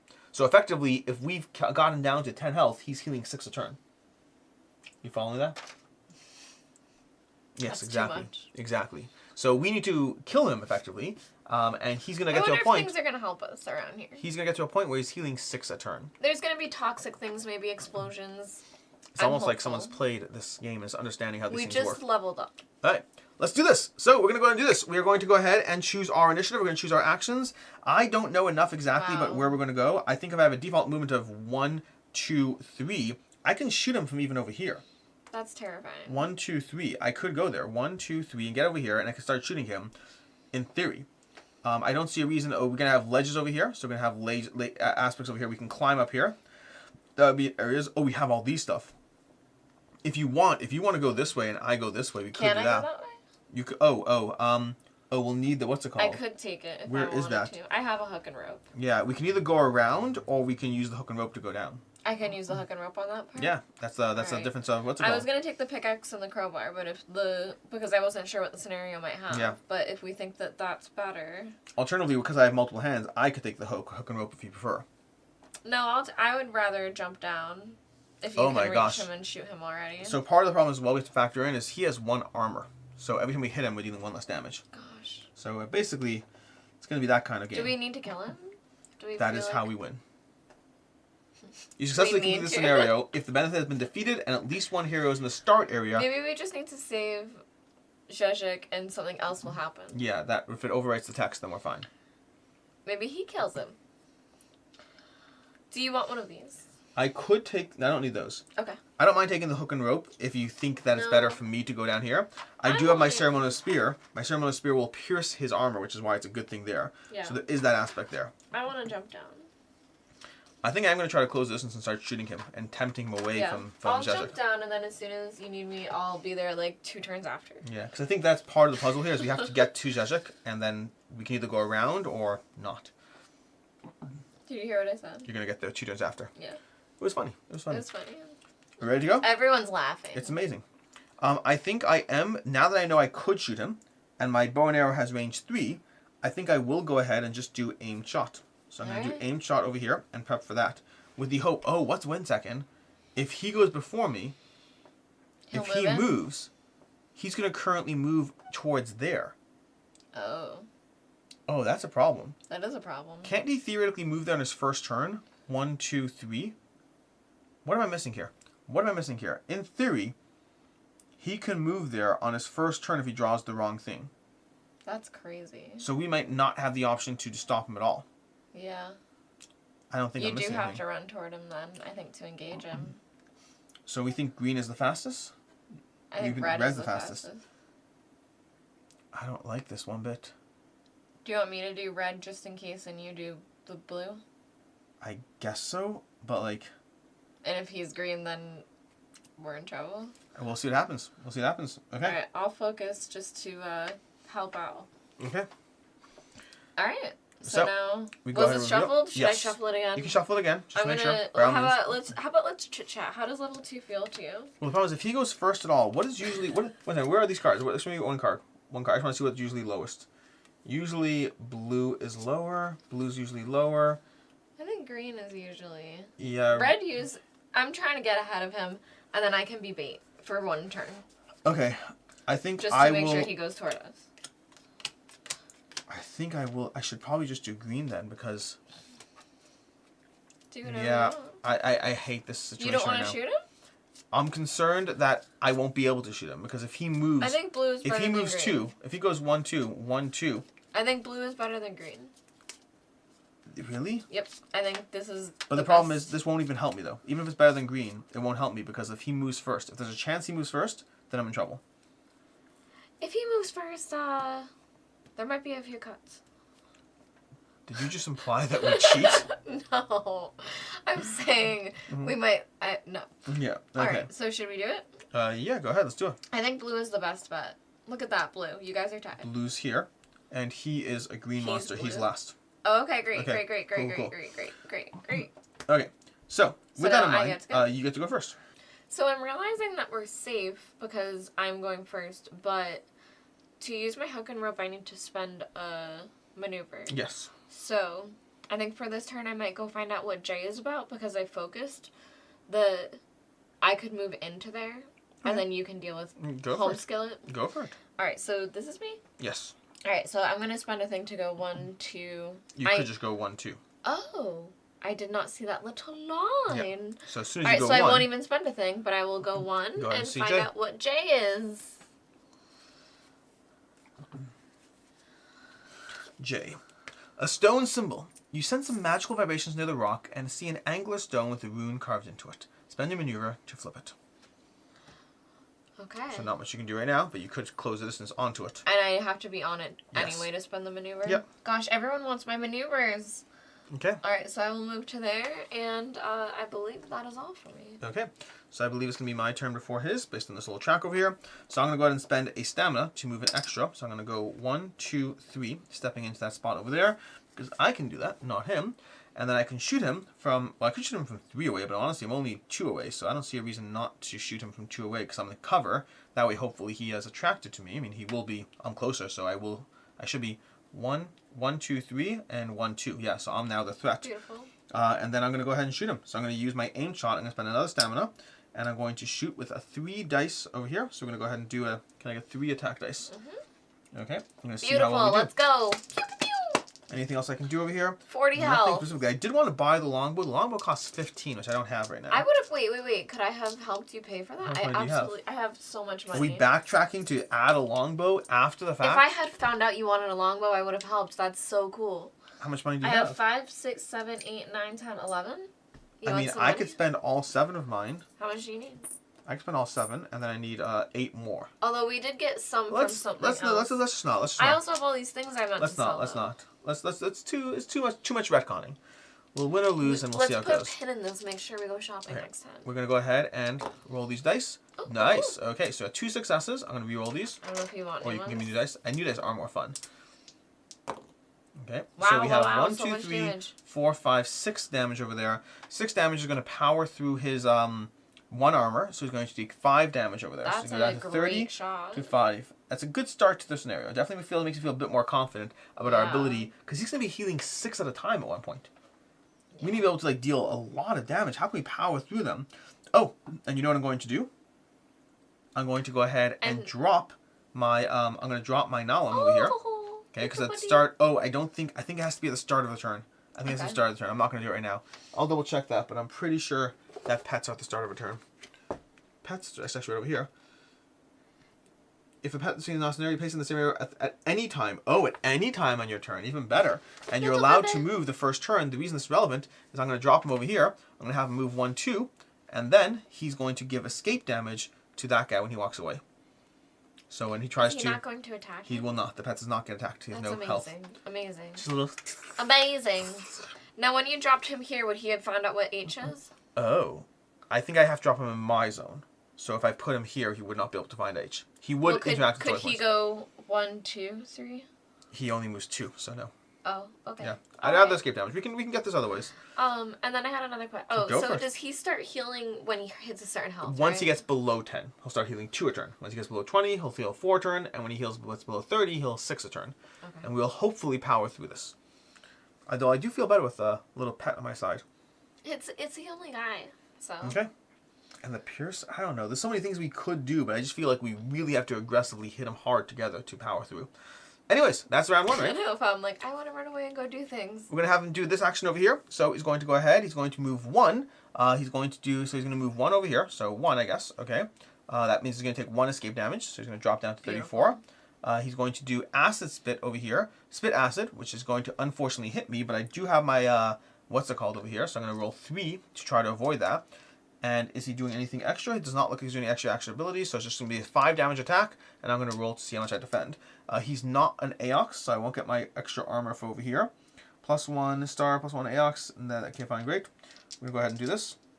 And that's 1 defense. So I'm unfortunately taking 4 damage, which is not the best. That is not the best at all. No. So he's also apparently hits hard. We're all lots of... you can heal. You have a little bit of healing. I do have all these things that I could discard to heal, which That's is... pretty good. You could heal 5. It's a 5 money thing, though. I would spend $5 for 5. I think I might also. Anyways, that's round 1. We're going to go ahead and start our timer. Alright. So, we go ahead. Wait, one second, I'm sorry. If the benefit attacks an ally in an area containing it, and he attacks with either that Or But that. he did Oh, he not. didn't. He attacked with his middle attack. His spit acid is the one thing that goes to the trees. Well, that's a jerk face. Yeah, he started off with wanting to come at us.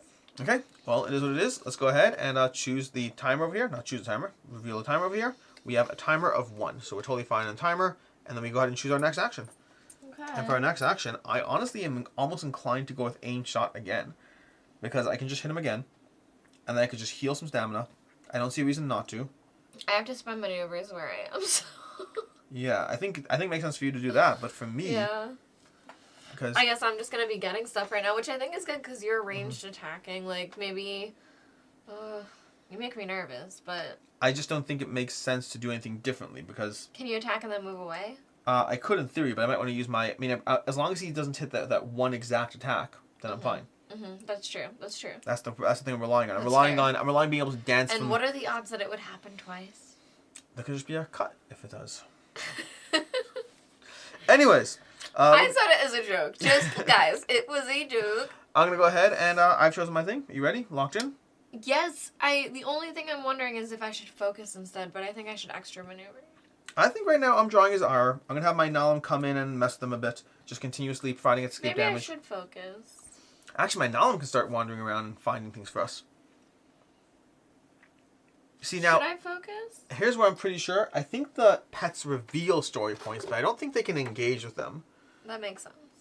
A pet reveals story cards as if it were an ally, so it's not engaging with them. But we can see what's on the board.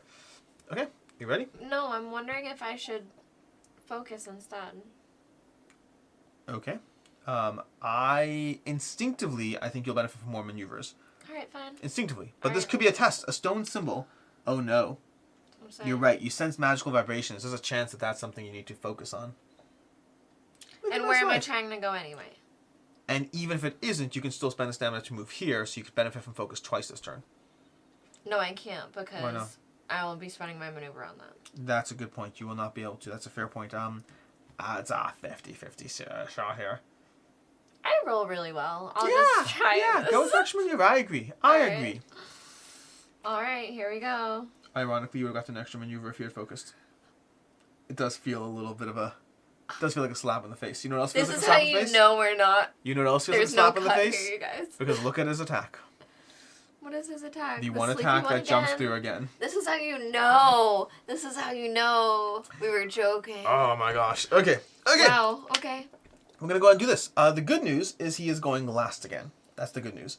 You can go ahead and go first. Let's see if we can get some aid from your stuff. Alright, so I'll spend my maneuver to Okay. flip the card.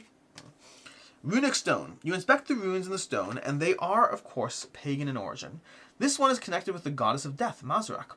As you hold the small runestone in your hand, you can feel it feeding on your life force, yet it's not an altogether unpleasant feelings. Nice.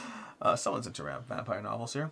We can go ahead and get a little thingy. Gain a runic stone represented by a token over here, so we need one of these triangle tokens. Great. We're going to go here. We have one. Treat the runic stone as if it's an item with a weight of 0, so you can hold it easily. Beautiful. At the start of your turn, spend 1 stamina or drop the runic stone. To pick up a runic stone, a hero must spend a stamina. Oh my god. That is interesting. So we don't know why we want these, but the runic stones are going to cost you stamina to maintain. So I don't have to spend it Not now. yet. Not yet. Okay. Okay. So that was that. Yeah. That was my one maneuver. And you can do What a butt. that is I guess funny. I'm not testing But at least you didn't anyway. need it yet. Yeah, Well, we'll see what this is. Alright, so I will spend a stamina. Well, I guess, do I have to choose to spend it? You do before you move, yeah. So I will spend it and move up to... Well, I guess I'll stop here just to Yeah, see makes what sense. H Let's see is. what H is. I mean, I assume I'm going to want to go on to it, but... I have to imagine. It looks like a flower. Wormweed. Look at this. You are testing. The orange leaves smell bitter, and you know wormweed is a potent herb. Its roots grow deep and are very hard to pull out. Harvest the herb. Herbalism +1, shovel +1. I do not have either, but I will move up onto here. I spent the stamina, right? Yep. Have you changed weapons yet this turn? No. You could theoretically. Did you not bring your other stuff to combat? This is all I can really carry, You have 'Cause of 1, 5. 2. Oh, gotcha. Okay. right? Yep. Yeah. So... I don't have as many hands as somebody. Well, strictly speaking, I think the things in your back, your hands, I don't believe the stuff in your hands carry weight. But you have to be mindful when you swap them to be able to configure. I could be wrong on that. As always, check the pinned comments for any updates or things mistakes. Well, I'm fine with what we have. Okay. I don't think I have a shovel. I have a crowbar and a pitchfork or a pickaxe. Okay, so I will obviously test this. Yep. What am I pausing for? You're rolling 2 dice. Why am I thinking Two dice and a 4+. Your strength attribute is 2. You'll be rolling 2 dice, hoping to get 4. Okay. It's doable. Here's hoping. Yeah. You could spend 4 to be able to do it right now.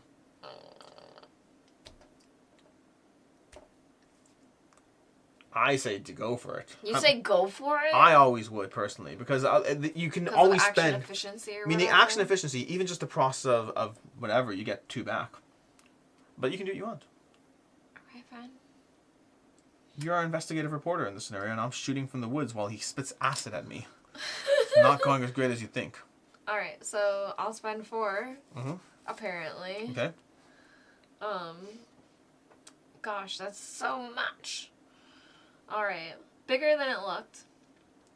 You had to apply all of your strength to this damned herb, but finally you managed to pull it out, roots and all.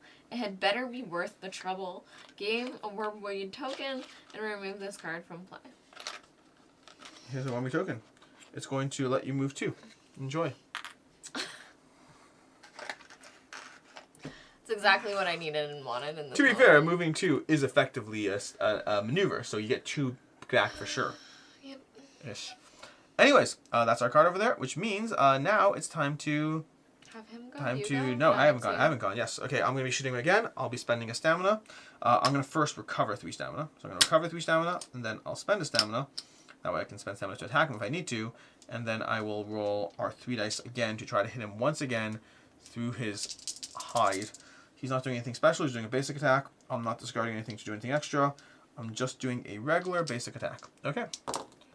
That was not nearly as satisfying as the last one. No. I'm going to deal 2 damage to him, which is all he takes for that, which is, again, I'm fine with that, but just, not great. Should you be like poisoning him or something? Is that what this is? That's to defeat a non-elite enemy. He is an elite enemy. Okay. So all my poisonous stuff is for non-elite enemies. They're great. They're great in theory. I could take out other people like that. They just don't exist in this scenario. Not on this guy. Okay, well, my aim shot was not nearly as satisfying as last time. He's now going to go ahead and result in his exact attack back, which means I get to once again roll my 3 over here and see what I can get. And we got 1, and then over here, this one over here, no. Okay, no, it's not a mind attack over there. No, so I'm gonna just basically take the. You got 1 shield. I got 1 shield, so I take 4 damage again. So I'm gonna lose all 3 stamina over here, and then these 2, and then 1 more is gonna convert. Mm-hmm. Okay, so I probably need to heal. I can engage with him. I might be dropping my 5 money thing to be able to heal. Anyways, that's our next round. We're going to go ahead and reveal a card. And we're going... Oh, wait. My Grick can go. Is it worth him to go? It's not a Grick. Is it a Grick? Not Grick. The Nalam. So the benefit is if he tries to move, but I don't think he's trying to move right now because he can't move into the area because he's too large. He's a large creature. This can only hold 2. So if he tries to attack me, it's not going to actually help. So I think I'm inclined to literally just go 1, 2 up there and see what's in C. Okay. That is pretty cool. Mm-hmm. Yep. A marked tree. A marked tree. The ancient Keech tree radiates with magical energy. The bark is full of strange ornamental marks carved over the years by the changing season or perhaps with the tree's own magic. If another story card has told you you have discovered some markings, then flip it. Ooh. So we need another story card that would tell us that. We need to get closer. Closer. We need to go deeper. Okay. Into the wood. That's going to be that. We're going to go ahead and reveal a timer card. And we have... Oh, that's not great. That's a 5. Wow. That's a 5 on our timer. That's not great at all. That's no. rarely seen. No. Okay. I think it's time for us to go ahead and choose again. And I think I'm inclined to do the same thing because what are the chances he hits me again with that exact attack that is the middle attack? What are the chances, right? What are the chances? What are the chances? So do we think I should extra maneuver or should I do something else thinking I'll get an extra maneuver? We're starting to get a little hopeful here. I'm a little salty, honestly. I think I need the extra maneuver. I mean, attacking him is not the worst. The nice part is he's not yet healing. That's the nice part. At the start of each of its turns, it heals 2 for each head is lost. So it's not yet healing. Now might be the time to explore because as we start hurting him more, that's when we need the double attacks. So up to you how you want to handle this. Yeah, I want to explore. I really do. Also, if we get Zezek, is Zezek going to start helping us? Like, Zezek might be able to actually start, like, shooting and taking pot shots. I'll get there. Yeah, I guess I go for the maneuver. I say we got a nice thing going for us. I'll heal, hopefully, maybe, probably, and we'll see how it goes. And you think I should go for what? Go for Zezek or exploration and all those things. I thought you said I heard mirror at one point, and I was like, is there a mirror that we're going There's for? a mirror, the magical mirror. Go for the mirror. On the wall, yeah. Rewind, guys. Did you hear him say go for the mirror? I might have. I can't trust what I say. Anyways, we're going to go ahead and go. I've locked in. You ready to go? Yeah. Okay, we're going to go ahead and see what it does. It is going after both of us with its different attack. It's actually going to miss this time. Beautiful. It's going to miss. It's going to ignore the attack and place a token. We are finally getting exactly what we wanted out of this. And it's going after us, which is great. So also it's great because I'm not dying, which is lovely and as far as I'm concerned. Alright, do you mind if I attack him first, or do you want to do your maneuver first? Actually, do yours first, because then I could possibly move Nalam and see how it goes. I'm going to be exploring and stuff? Yeah, go for it. Have some fun. Alright, so I'm going to spend one maneuver to go 1, 2. Oh, you're going down. Hello. Oh, interesting. Okay. And then I will spend another maneuver to do my hook and rope, which I have to test. Yes. The hook and rope goes out automatically because you're above. You're on the higher side. You do have to test for, what's it called? You're going down here, I assume? Yes. You do have to test for agility to go down. Okay. Yeah. Okay. Your turn. So I would do that now, or do I need to... Spending the maneuver lets me jump down right away, correct? You can... Spending a maneuver lets you... No, you don't spend a maneuver at all. So the way it works is you have to test for agility to go down the rope. And it's just part of my movement? It's just a free test right now. Now, there is an aspect where you can spend movement points to continue to test. Oh. And the hook and rope card is technically discarded. It's not discarded, it's off to the side while you resolve this, while it's in play. I thought I had to spend a maneuver to do it? No, putting the hook to the token down is maneuver. Putting this down is maneuver. Okay, so I did... Yes. Okay. And then you just roll, but you're rolling... Well, then I can't keep going right now. You could, because you're testing. You're doing a test right now. Yeah, you're testing against token maneuver. Okay, that's 1, 2, 3. Whoa. At the reroll, you're guaranteed to get it. There you go. You have to spend a stamina, but you guarantee to get it. Okay. Then you immediately go down here and check out G. G. Hook and rope for the win, peoples. Gee, I wonder what it could be. That's cute. That's cute. I don't know. Sorry. Primitive art. The primitive Nahitigree of old have carved a strange symbol on this part of the cliff wall.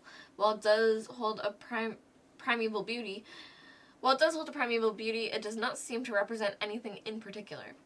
Look closer. I have to spend a maneuver to flip it. Okay.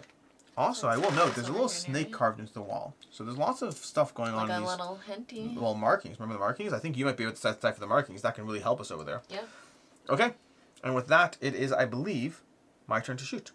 Alright, I'm going to go ahead and shoot him. I will once again do the item shot. Oh, so first of all, I'm going to recover 3 stamina, first and foremost. Now, can anyone go down the hook and rope now? Yeah, in theory, same rule. You test it. No, he cannot go down the hook and rope. No, we're fine there. Alright, I'm going to go ahead and spend a stamina to shoot. So I recovered 3... Oh, wait, I apologize. I think I did that correctly. I think I just recovered 3 stamina from here. I think that was not legal. I can recover 2 stamina from here. So I think I'm going to recover 2 over here. And then I'm going to discard this. Get rid of this flower over here. To get 2 more. Okay? So I have used my maneuver and I recovered that. I will spend the stamina to then go ahead and roll to attack him with 3 shots over here. What's up? Is this a new round? Why? Because I need to spend a stamina to hold on to it. You would need to spend a stamina to hold on to it, yes. Well, good thing I have one last stamina. I'm going to roll, and I got at least 1 reroll with the possibility of spending stamina, which is not bad. And we got that. Okay, so we got 1, 2, 3, 4, and I could spend that. I'm going to spend it. 5, 6. We're going to get him for 6. That's going to power through his 1 armor, so he's going to be 5 left. 1, 2, 3, 4, 5, 6. So he's going to get 5 after the armor stops him. That's going to be 27. Now, the annoying part is going to heal right back 2 of that, which is this is the part where I feel like I'm playing a losing game here. Right. But we can do, at least the very least, it's not hurting me this turn. So I have time to breathe. Okay. We have him doing that already, so I think at this point, at this point, the tricky part is I wanted to kind of dance between these 3 so he can't hurt me. That's kind of my game. Mm-hmm. But I have to be careful because I'm going to run out of stamina to recover. I'm spending stamina to do things here. You should recover. Well, why don't you catch your breath a little bit? Right now I don't need to because he's not going to hurt me. He's missing me. In general. I think this guy is going to go ahead and go 1. I think it's faster if I go there. 1, 2. And the next one I can go here and reveal that. So we're going to have my Nalum running away, which is good to an extent. Not really helping with the whole Rage of Nalum attack situation, but otherwise good. So I'm realizing that I'll drop this at the start of my turn anyway. Mm-hmm. Oh, but if I had dropped it... To pick it up, you must spend the stamina to pick it up. Right, so dropping it doesn't cost you anything because you have to stand right back. Right. Okay. Where did I start my turn? You start. Well, I mean, you started over here, but it's better to drop it down here because then you can pick it up right away. Right. You can recover stamina and then pick it up. I was just thinking about it. With that, he's going to attack us. He's going to attack us with this attack over here, which doesn't matter what it does because he's going to immediately hit it, and we're going to kill one of these trees. So this over here is now gone. That is now an uncovered thing. He doesn't move into those uncovered spots. Keep that in mind. But now next turn, the question is who goes first next turn because I'm trying to dance around, and he is slightly annoying. My dancing blade is not going to help me. Dancing blade could kind of help me. You already explored this. Mm-hmm. Oh, let's do this to the timer. So at the very least, let's do the timer over here. Oh, he heals 2 because that was his turn. So he goes from 27 to 29. And we're going to go and recover the timer over here, which is a 4. So things are not going great over there. No, that's not good. And we need to be mindful of, well, everything. Mm-hmm. So I think we do want him to kill a bunch of trees. Now, the thing to keep in mind is we do have 3 trees right here. We're trying to get 5 trees killed. So unless he starts wandering around, I think I have to get all these 3 struck. So I am planning around that. It might be worth going for a... Because he's going to heal to 31 anyway. I am going to go ahead and just do an extra maneuver turn this time. Okay, so I'm going to do an extra maneuver so that I can move around and then also recover. I think that's worth it right now. Okay, and with that, are you ready? Yeah, I'm just going to extra maneuver again because I need to maneuver for this. Okay. And I need to recover. I'm a little bit worried, so let's go ahead and reveal. Let's see. Let's hope green gets extra actions. Green does not. And green goes last, which is not great because that means he's going to go first and he's going to be mean. Okay, so let's see what he's doing over here. He's doing a it's not good. I go before him? It's not good at all. You go before him, yes. Do you want me to abandon what I'm doing and come and help? No. Don't worry about it. I can. I don't see a strong... Unless you could theoretically get here. I don't think it's worth it. No. Because you could test to go up here and then do 1, 2. You could theoretically do it, just I don't know if it's worth it. Yeah. I don't have stamina to go extra. Yep. So, okay. I will... Do you think that I should recover before I try to flip this? Recover what? Stamina? Well, it's first you drop the token, so the token technically That's goes on the true. board. And then you could recover stamina first. Yeah, why not? I don't think it matters the order. I know, I'm just not sure what I might need. Okay, so I will recover 2. Okay. And then I will spend a maneuver to flip this? Yep. Okay. Not so abstract. Comparing the picture on the wall with what little you know of pagan runes and rock paintings, one part stands out. The rock art has one particular rune that looks like it could be the focus of the whole picture.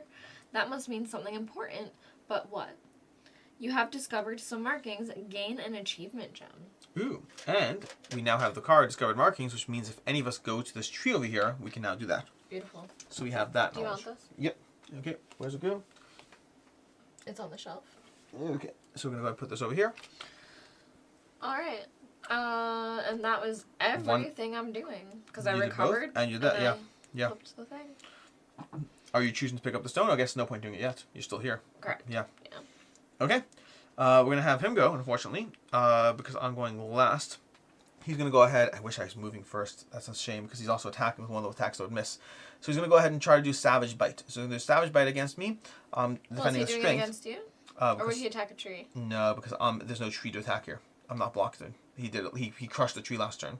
I see. So I'm going to roll 2 of these, unfortunately, which means that after that he's going to deal a ton of damage to me, which is going to take my stamina, and he's going to try to slow me as well. So I get 1 less movement, so that's going to be a shame, because I'm spending more stamina to get rid of that. So we're going to go ahead and do that. I get 1 defense, so I take 4 damage.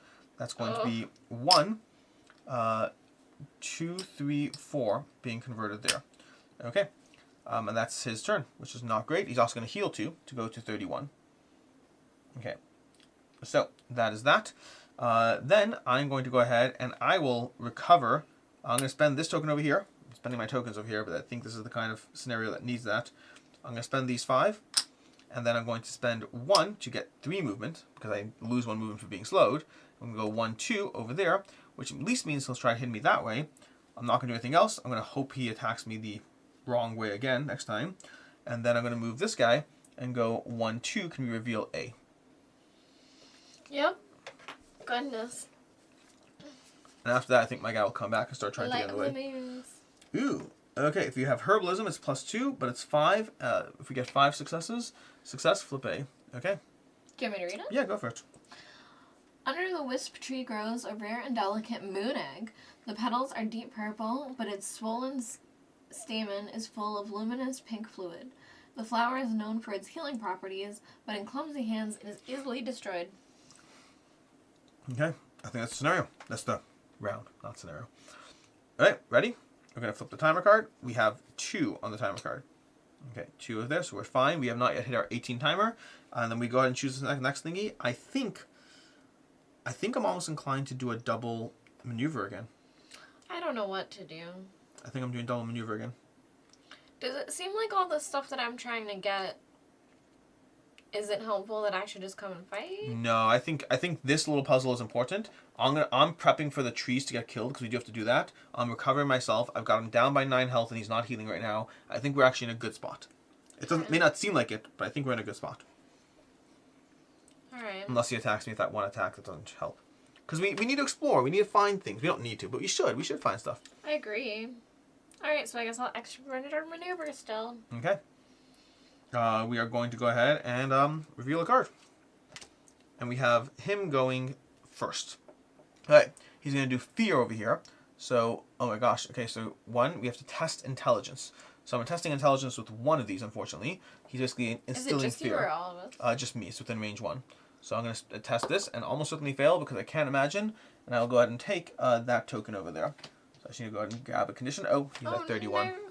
31 health. No. Okay, I'm going to grab one of those. So I'm now afraid, if I can find that. Oh, now you're afraid? Yep. Now you're afraid? I mean, did you hear me 2 minutes ago? I was definitely not afraid 2 minutes ago. Okay. That is his first thingy. Oh, then he actually attacks me, but he attacks me with the bottom thing, which means he's going to, once again, smash a tree for us. So At tree 2 is done. At least that. Now, again, we need to get exactly 5 trees, which is the tricky part. But that's great. And now it's to your turn next. Is it me before you? Yep. Okay, so I get an extra maneuver. So here's the question. Yes. I can either go closer to the guy to talk to him and engage him, or with 3 movement, I can go 1, 2, 3 and find out what both of those are. You can also go 1, 2, 3 if you want. Oh, I guess, well, because you can go through this. This isn't stopping you. But I'm saying I could get E and F in the same turn. Yeah, that's up to you. Or I could get E and D in the same turn. Instinctively, I think E and D, but honestly, I don't know. Because I think you're kind of weaving your way this here more. I don't know. I can make an argument either way. I do like the snakes in the wall, as opposed to the dark pit. So there is that worth noting. And also, my Nala move here is kind of heading this way to a certain extent. Although I wasn't necessarily planning on heading this way, I was planning on heading back. Okay. Okay. I'm just gonna live dangerously. Do it. I'm gonna spend a stamina. And I will first go to E. Mm-hmm. Let's see what's an E. So you're not picking this thing up? No. Okay. I'm gonna go back for it later because it's right near the grappling. Yeah, it's right near the grappling. That's fine. It's fine. It's fine. In a very flexible area. Totally fine. The Benethid's menu. This disgusting pile of carcasses is the Benethid's dining area. You see a half-eaten toggle, vesper skeletons, branches, acid burns, and a manner of filth. Maggots and weevils fight over smelly Benethid droppings. I can dig through the pile. So it's going to be 4 per player plus 6, so 14 successes with strength 2, and you don't have a shovel. But I might as well test it. You might as well test it. Doesn't hurt. This is one where we add to it? Yep. Okay, so I am testing 2. Whoa. So I'll just do the 1. 1 success. Go ahead and grab a die and start counting up. Okay. Should I do it in black? Whichever color you want. Okay. Alright, and then that was 1, and then I'm going to go toward D. Okay. So 2, 3. So well, I guess I'll stop there. Benethid's entrance. This is the entrance to the cave where the Benethid lives. Steps lead in and out, and the putrid smell is enough to choke a toggle. Insects and vermin seem drawn to it, though, and buzz in and out of the cave. So at 0, I can flip it. The stench is horrible. Yep. So I'll go up to D. Ooh. Ooh. I think we got a little bit of map extension. Well, now I don't know what I want. This goes over... Where does this go? So let me see how it goes. Oh, it's over the pile of... 1 second. I need to figure this out. Oh. No. There's a snake over here and a snake over here. I'm trying to figure out how this goes on the board. Connects to D. Where's D? Oh, it just connects. So this just connects to D. Oh, it's like an extra area. Yep. So this just connects to D. You can go there. So you can move into here, then there, then there. Okay? So that's more stuff to do. Which does give you more choice as far as which direction you're going. Okay? Ready? Well, you know, I thought with 3 movement I could get up to the guy, and I can't. Get up to which guy? Here? Oh, up to B. Where's B? What's his name again? Oh, Zhezhek. Zhezhek? Yeah, we probably should get Zhezhek at some point. I'm trying to encounter him, right? To flip him? Yeah, you could. You can't get to him just yet. Right, but I'm trying to. Mm-hmm. Alright, I will... Ironically, you could have from F, which is hindsight. I will move just 2 toward him. What, you have another thingy? You have another... That's your second maneuver? Yeah. You moved up? I moved 3. You moved 3. Oh, gotcha. So you're going to go 1, 2, towards Zhezhek. Yeah. Okay. I'll go up closer to your guy, though. Okay. Very good. And that's your turn. Oh, and I never equipped my great axe, but I will. On my turn. Just to feel safe. I'm going to go ahead and I will do my... I'm going to do my double encounter over here. So I will move 1, 2 over here. So I'm once again protecting the trees. And then I'm going to recover 3 stamina. Beautiful. Which I think is all I really need to do. You're fine now. Yeah, I'm fine. I told you, I feel like I'm set up for success with the caveat that... I really want you to get exactly 5, please. Yeah. 5 what? Trees? Mm-hmm. Oh, we're working on it. We got 1, 2, 3. We're going to bring them up to here as 4. We might have to chop down one of these ourselves or that one. That's the tricky part. Okay, and with that, we go ahead and draw a timer card. And the timer is a 1. So we got still time. We're at 6, 10, 13 out of 18. And then we choose our next stuff over here. And this is where, do I still once again go for the double maneuver? There's a tempting aspect for it. I've done an extra maneuver this whole time. I think I might do my double maneuver again. The tricky part with double maneuver right now is he still can't move into my spot, which he can in general. And right now, if I double maneuver, if I go after him, I want to go after him if I double maneuver. But I think that's worth it. I think because I'm not... I regret... Can I have kept the rune with me? Sure, we'll let it happen. Go ahead, do it.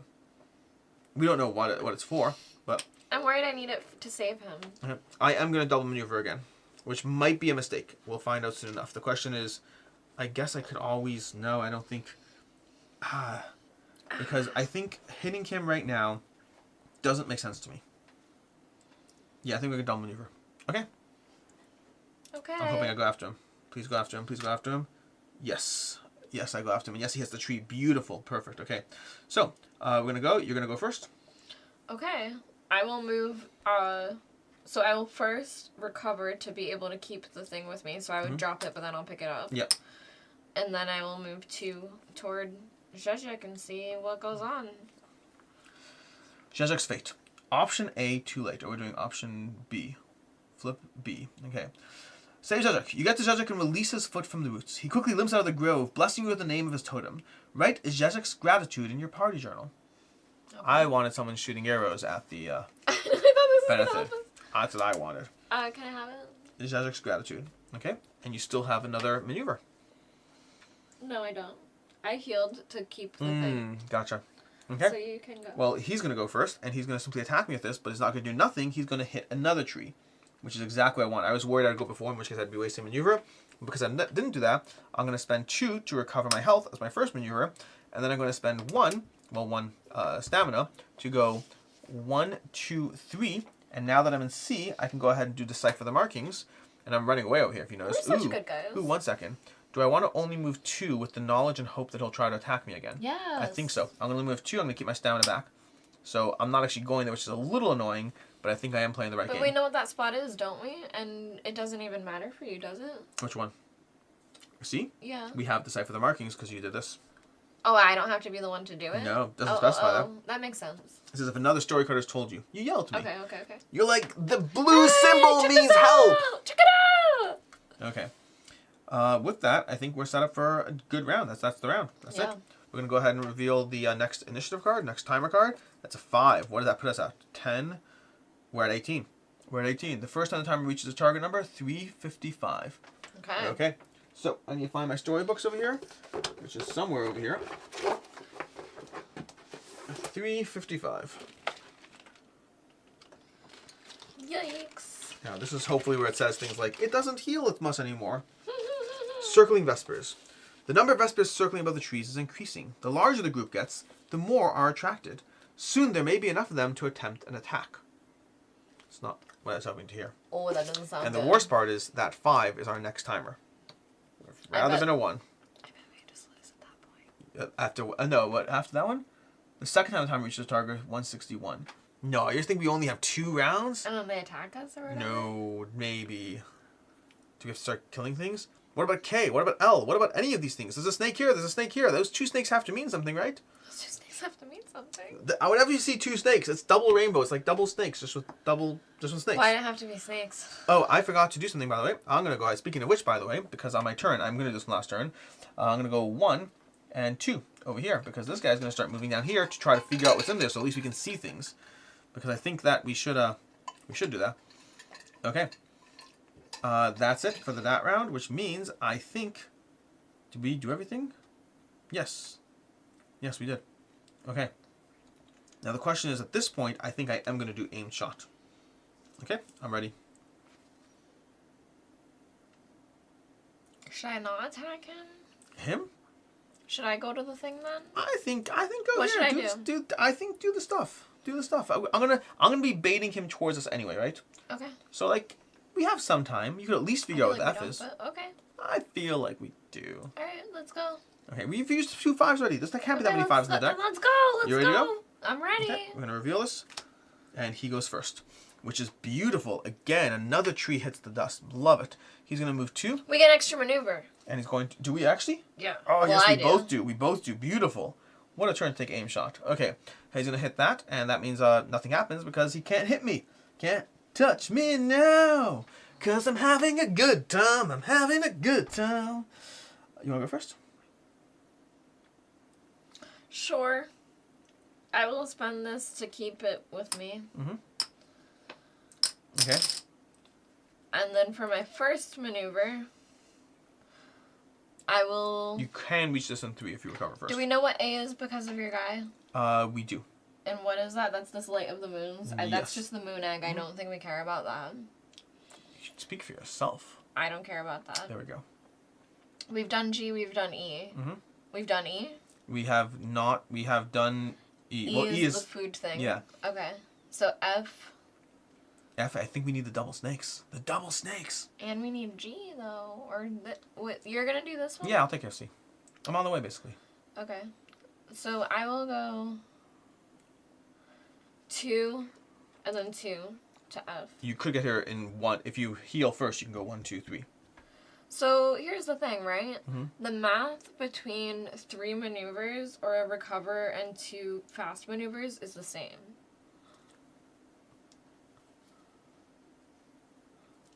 I think if you spend 2 actions to get here, or if you spend 1 action to get here, you'll have 1 more stamina left. Yeah, but I'm saying if you do this twice. No, I agree with you when you need to go 4. When you need to go 3, the net result is you'll have 1 more stamina. If you recover right now 2 stamina, and then spend 1 stamina to move here, you're going to end in the same spot, but with 1 additional stamina left. You could just move 4 if you want to. And then I could just recover again. Yeah. Either way, because I think I'll want to keep moving. I think I want to end up moving. Oh, you want to go? Well. Because I can stop interesting. there. I can go mid. Well, so it depends. You can't flip this mid movement. You can test things mid movement. You can't flip it mid movement. Otherwise, I agree. Yeah. Okay, then. Specifically because you're trying to move 3 as the 1 time is different. Okay, then I will recover. The first thing I did was I paid for this. Yeah. Yeah. Okay, so I'll recover the 2. Mm-hmm. And then I will go to the thing. 1, 2, 3, and then for F. you can go ahead. Oh, wait, which that one we that's haven't F? done yet. Oh, we haven't. Oh, sorry. I apologize. Before you do anything, technically you might be right that if it's something that's a test, it could be different. Whatever. I thought it was this card I was looking at for some reason. There's a snake on the wall. Someone has carved a snake in the cliff wall. The rest of the wall is overgrown with lichen, but there is less of it here. I believe it's lichen, but I could be wrong. Lichen. Either way. You concentrate and reach out to the snake with your mind. It is not just a snake. It is a Nihitigri goddess. It wants your life force. You can give in, which is what, 5 health? 5 damage. There's not even a test you can make. Just take 5 damage. Boom. No, do I have to take from here first? Yes. 1, 2, 3, 4. Ironically, for you heal faster. This is better for you. I've been wanting to take damage, so this is actually great. Alright. Deeper connection. You reach out with your hand and feel 2 sharp stings in your palm as if a snake has just bitten you. You let the snake goddess suck at your life force, nurturing her. You feel a connection to her and her sacred grove. The 3 little angular shapes in the snake painting seem to glow a little, or perhaps they were always glowing, but you just did not understand it before. You feel a strong pull towards the cave. There is a shrine inside, and it is calling to you. Gain an achievement gem and whatever that thing Well, is. you can have this one. That was not worth it. That was totally not worth it. But you can go ahead and get this, because I'm about to use that. This basically means the next time you test, you roll 1 less die. You're about to use it? I'm about to shoot him, so I'm rolling 1 less die. Is it the next time you test, or is it the next time you roll a dice, period. But is it you choose to use it, or is it the very next time? The next time. Interesting. Okay. Ready? On my turn, I'm going to go ahead and attack. So I'm going to use my first... It's interesting that it doesn't say discard this one. Yeah, it might be... Oh, I do wonder. Oh, because when you get to the second snake's going to tell you that the first snake fed you the life force, and you're going to have all the double snake rainbow. I'm going to try to figure out the double snake rainbow, I guess. Yeah. Alright. Anyways, I'm going to go ahead and roll 2 dice because I have that symbol over there. So I am attacking this guy with 2 dice, because why not? And we got 2 hits, which is 1, so he gets down to 0. Sorry. I had one more maneuver. Okay. Because I want to recover to be able to keep my rune in my hands. Okay. Right? Because I recovered, maneuvers, moved, and then I have one more. So I'll recover. Okay. Sorry. All good. That is important. I did 1 damage to it, which is kind of deflating, honestly, but it is what it is. And then I have 2 maneuvers. For my maneuvers, I have to spend a stamina to do the aim shot. For maneuvers, my first, I'm going to move over here to C, and then I'm going to simply flip it because I can. So that's my first maneuver. I have 1 maneuver after. Okay. And we have Runic Stone. Oh, boy. Okay. You return to the magical Keech tree to investigate the bark ornaments more closely. One of the markings ends in a small hole which contains a small stone on which a rune is carved. Okay, we're going to have a Runic Stone coming our way in a second. If I can find one over here. I'll look for a second. Gain a Runic Stone. Treat the Runic Stone at the start of your turn. This is all the same Runic Stone stuff. We have more Runic Stones. Great. I wonder what kind of reward we get for the Runic Stone situation. Let's hold on to them. This I guy feel doesn't, like it's important. this guy doesn't even know what he has in his backyard. Okay. I'm going to go ahead and take this over here. We got the Runic Stone. I still have another, what's it called? And I think I'm going to run away from this guy at this point, because I don't see the reason not to. We need one more tree. We need one more tree? What do you mean one more tree? There's only 4. For what? Trees. Dead trees. Yeah, but that's why I'm going to try to kite him down here. I know. I'm going to have him try to run towards us. Or should you go that way? No, I think that I want to be down here to help or whatever. So I'm going to go 1, 2, 3 over here. Alright. Okay? He's probably still going to be able to hit me, unfortunately, but, you know, we'll get him closer to a tree at least. Unless I was over here. 1, 2, 3 is slightly further. If he moves, let's say 1, 2, yeah. I could do here, and then, yeah, I think I'm going to go there. I'm going to go 1, 2, 3 over there. Beautiful. And now I'm further from him. He can't stand on B. He can't stand on B? No, he's a size 2. He's large, so he can get there. Okay? Alright. And that's it. And were you the last person? I am the last person to go. Yeah. Did your little guy do whatever he wants to do? No. We're going to go 1, 2, so we can start heading. Oh, you know what? No. We're going to start kiting him. We're going to go 1, 2 over there, because at this point, I think you're heading here. I want to start taking damage from him. Great. Okay. So that's fine. Alright, so now... Timer card. Number 3. Still much higher than I want. Okay. We are going to go ahead and choose our actions, and I guess I'm still extra maneuvering. I'll go through the tunnel. I think I want to... The problem is, what if I go before him? Then I won't be able to do much. Or I could just try to... You're going through the tunnel? Yeah. I think I will still go for the aimed shot. Or I could do my Nalam. The problem is my Nalam has only 2 movement, so it's not enough. So I have to rely on him going second. So I'm going to do aim shot again. Yeah, I'm going to do aim shot. I might not use it, but we'll see what happens. Okay, ready? Mm-hmm. We're going to reflip. And we have him going last, unfortunately. So you're going to go first, I guess. You can go first. Okay, so can you help me with how many spots away I need to move? To get to the tunnel? Yeah, because I just have a little bit of a glare. Well, if you're trying to get here first to test it along the way, then nah, 1, 2. I don't care about that, but I think regardless, it's the same. It's probably the quickest either way. So 1, 2, 3, 4. I think there's. I don't think there's a faster way. 1, 2, 3, 4. 1, 2, 3. No, 1, 2, 3, 4. 4 is how many you get to the tunnel. But should I be trying to go like 6? Because I can just move right through it, right? Oh yes. Is that what so it 4, 5, 6 to get to the snake here. Okay. It would be 6. So I will pay 1 to hold on to my rune. Okay. And then I will pay 1 for my first maneuver to go 3. Okay. And I'll you stop could test along the way. Nothing. Nothing. Okay. And then 4, 5, 6. Well, 4, 5, 6. Yep. We And then I'll out. pay the other stamina to do And check all out. of that. And I guess, well, technically when I... You want to drop the rune off along the way because we may... Oh, unless we need it there. No, We don't know. but wouldn't I stand in that other place and see Yes, you would. And you still have 1 movement left. Okay. Oh god, it says symbol of death. How much health do you need to give up this time? I don't know. Well, I'm not there yet, right? So, looking oh. right, you see a huge snake painted on the cave wall. It represents the nearly forgotten goddess Mazarak. The runes surrounding it indicate that those who sacrifice their life force to the goddess of death can enter the pagan shrine. Double snake rainbow. Alright, I'll move into there. It says... And it says, enter the shrine. If story card F has been flipped, flip it. And I believe that's if you gave your life force the double snake rainbow, you can go ahead and flip it. Oh, double snake rainbow. That's like... Whoa, wait, what's happening here? It's a literal snake. Oh, it's literally... It's okay, we got a situation on our hands. Okay. Oh, small little note over here. I am pretty sure this guy should be at 32. Because... Strictly speaking, when I dinged him to 30. Wait, what was the last card? The last card was... He was 31. He went first, then I dinged him to 30, so not yet. So he's at 30 right now. Should I have used this on that test by accident? Which test? The time you rolled that? Yeah. Yeah. What's the issue? You should have. I would have saved it for other things and not have even tested in that. What do you mean? I tested here. Yeah. Could I just not test? I mean, I should... This makes you roll 1 less die. Oh, 1 less die. It's a bad thing. So you would roll 1 of these instead of 2 of these, and that's what would have happened. Okay. Okay. I understand now. Yeah. Now I understand the question more, because when you said, can I save it, I was like, well, if you could save it, I would save it for never. So I was like... I would save it that's what I was like, if you could save it, I was like, why would you both save it? Okay. Alright, and now, is it his turn? It is... Or your turn. My turn, which is the problem, because now I have to get closer to him, but we at least know what he's doing. He's doing his middle attack, which is range 2. Sorry, am I 1 away from M right now, or no? You're 1 away from... No, you have to get here. Okay. Okay. So, if I move closer to him, I can start shooting him. But I believe... I think I can shoot over these lines. I'm pretty sure I can shoot over these lines. So, to that end, if I go 1, 2, 3, I can hit him. 1, 2, 3. So I think I'll do that.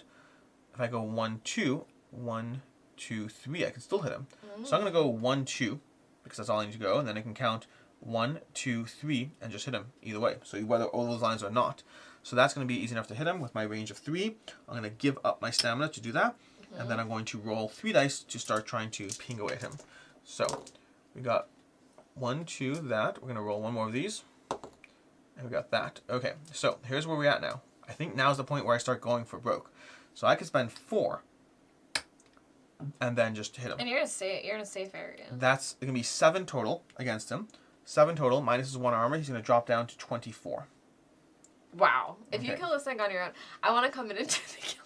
Of course you do. Of course you do. That's okay. Listen, but part of this is part of this. He is going to heal 2 I'm right becoming now. like a little snake goddess over here. And the point where I'm going to need your help is when he's down just doing below snake 10. girl stuff. Like, I need your help soon because he's just going to heal too much every round. And I can't keep up this pace. Okay, I just got to figure out what this snake stuff is all about first. I am happy with the 7, though. 7 makes me feel pretty good with myself. And then I think that's all I can do right now. What about your little guy? My little guy is going to try to get in his way so he can go 1, 2, just so he can, be in the way. So actually, it's slightly annoying. So he can't actually go. It's actually going to slow him down, though, because he can't actually step into here because that guy's there. He counts? I believe he counts. But it's I not would to say maybe just leave him in the 3 spot. Well, so right that now he takes the damage. he's going to be trying to move. His range is 1. He's gonna move 1 right now. So if he does move 1, he actually will not be able to. He'll still be able to hit me. So either way, I don't think I can stop him. So I may as well. Yeah, I may as well leave him there. He'll just go 1 that way, and then he'll try to hit me. And so he's going to hit me there. So he is going to shoot me from there. I am going to have to, because it's a range of 2, he's going to spit acid. Can't actually stop him, unfortunately. And then we're going to roll these. So I roll 1 more. I don't know why I did 1. Okay, so I managed to block only 1, unfortunately. Okay. That's okay. So I take 4 damage. So that's 2 damage, and then these 2. Okay, this is where it starts. I'm like, that's fine for you. Yeah, it's... Well, this is the downside. Have you been paying for that rune? I did not pay for that rune. That would mean 1 more would be damaged. Yeah, that's what the difference would have been. Alright. Okay. I only had the rune this turn. Yeah. They're expensive. They are expensive. They drain us. Slowly but surely. It feels slightly Not soothing. Not as much as snakes. Alright, we're going to go ahead and reveal one of these over here. We have 3 on the timer. The nice part is if I can get to this spot over there. So I think despite it all, I can't do an aimed shot, because if I do an aimed shot, I think I have to do an extra maneuver. I think I have to do an extra maneuver. I'm going to go there. I'm extra maneuver all the way. Okay. Are we ready? Yep. Oh, yes. Yes, and shuffle. Yes. Yes. Okay, cool. We're both like, Rrr! We needed this. So, I believe you go first. Okay. So, I dropped my rune, but I think I'm going to pick it right back up. Yeah, watch the snake need it. Right? So well, you have K and you have N. Which one do you want to do first is the real question. N. Okay. Alright, so I'm going to drop the rune, but I'm going to pick it right back up because I will recover and then spend 1.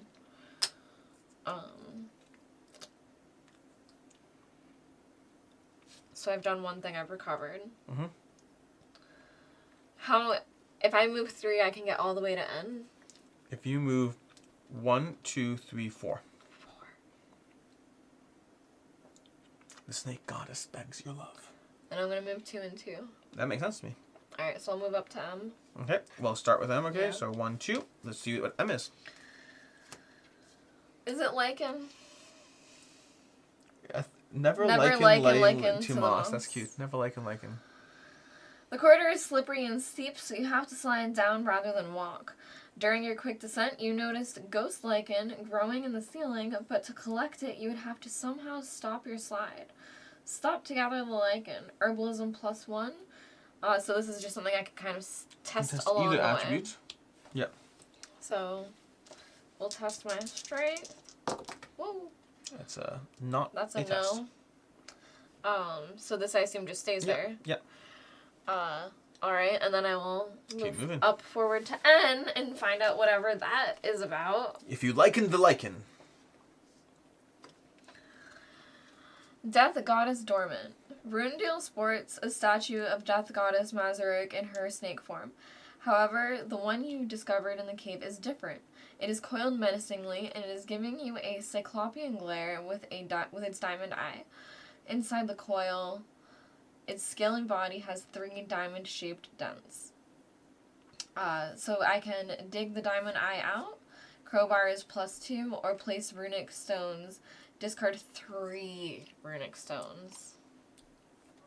There or here. Ugh. So one of these, or maybe the lichen even.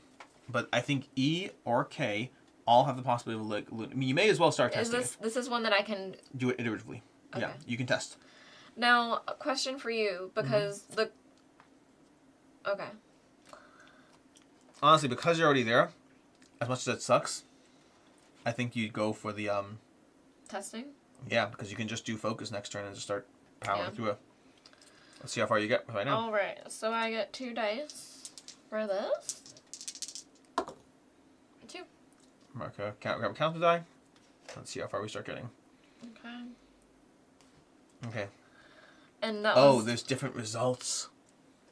It's not just 2 ways of flipping it. There's different results. Flip A and flip B.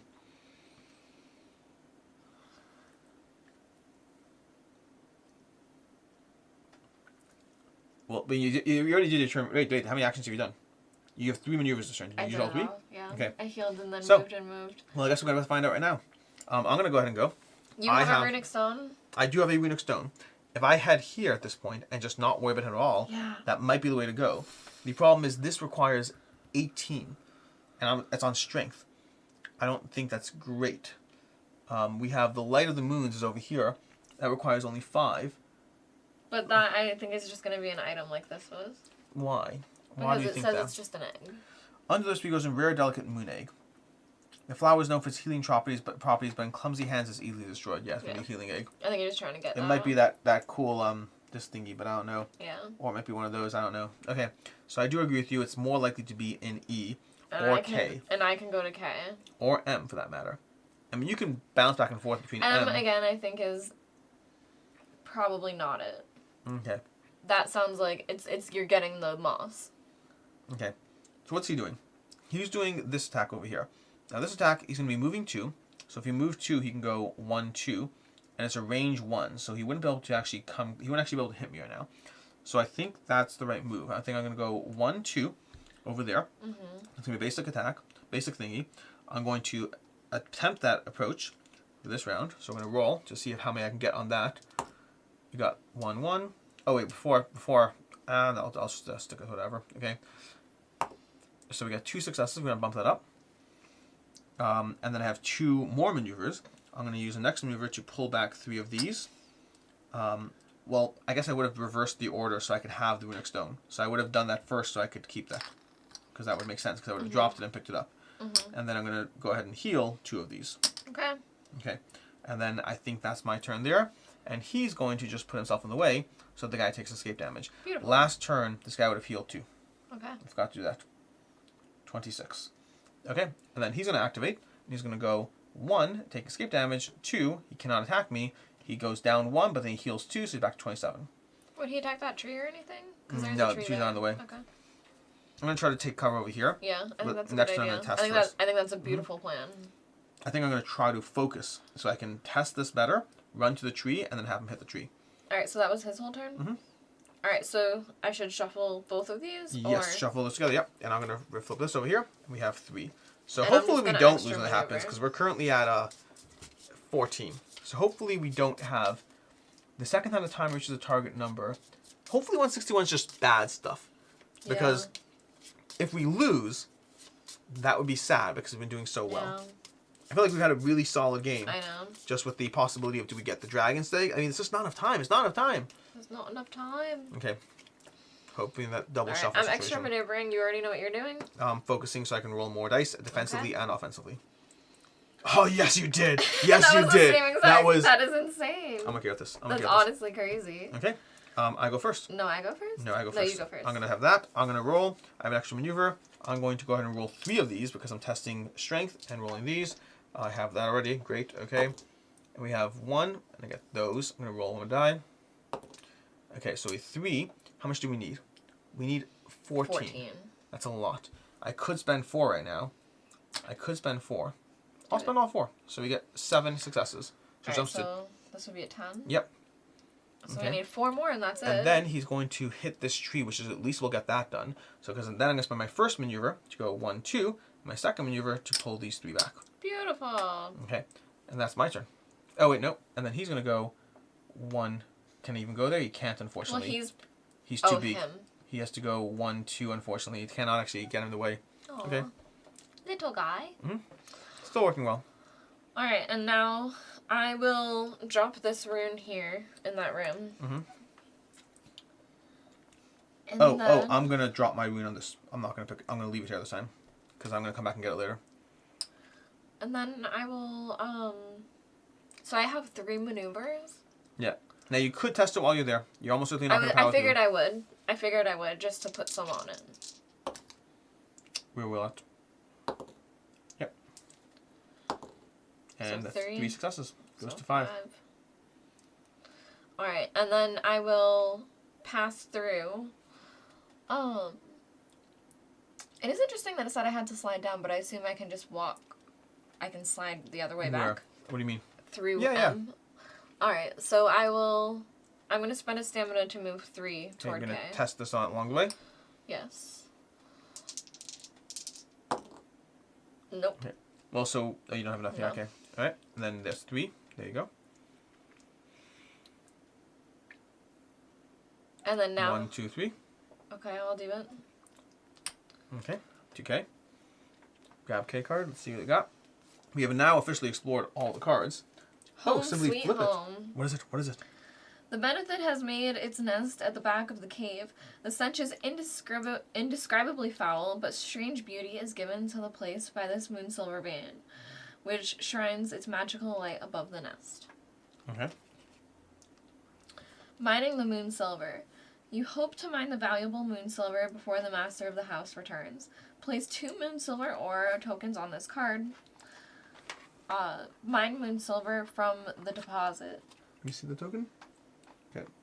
I'll find That's funny because I was almost the miner, but... Okay. Alright, so I might as well test it. Yep. See no reason not to. Nope. You need 5. Pickaxe 2, mining shovel 1. We really need more of those pickaxes. Here, you can take this over there because Okay. I'm not going to do that again. Alright, so I believe I have 1 maneuver still. Okay. Because I Yes, have you do. 3. You do. Yep. And I went 1, 2. So now we know that it's where you are? It is probable that's where I am. Unless it's A. The only option is A. So it's either A or E. Alright, I will, There's a decent chance I can get it next turn.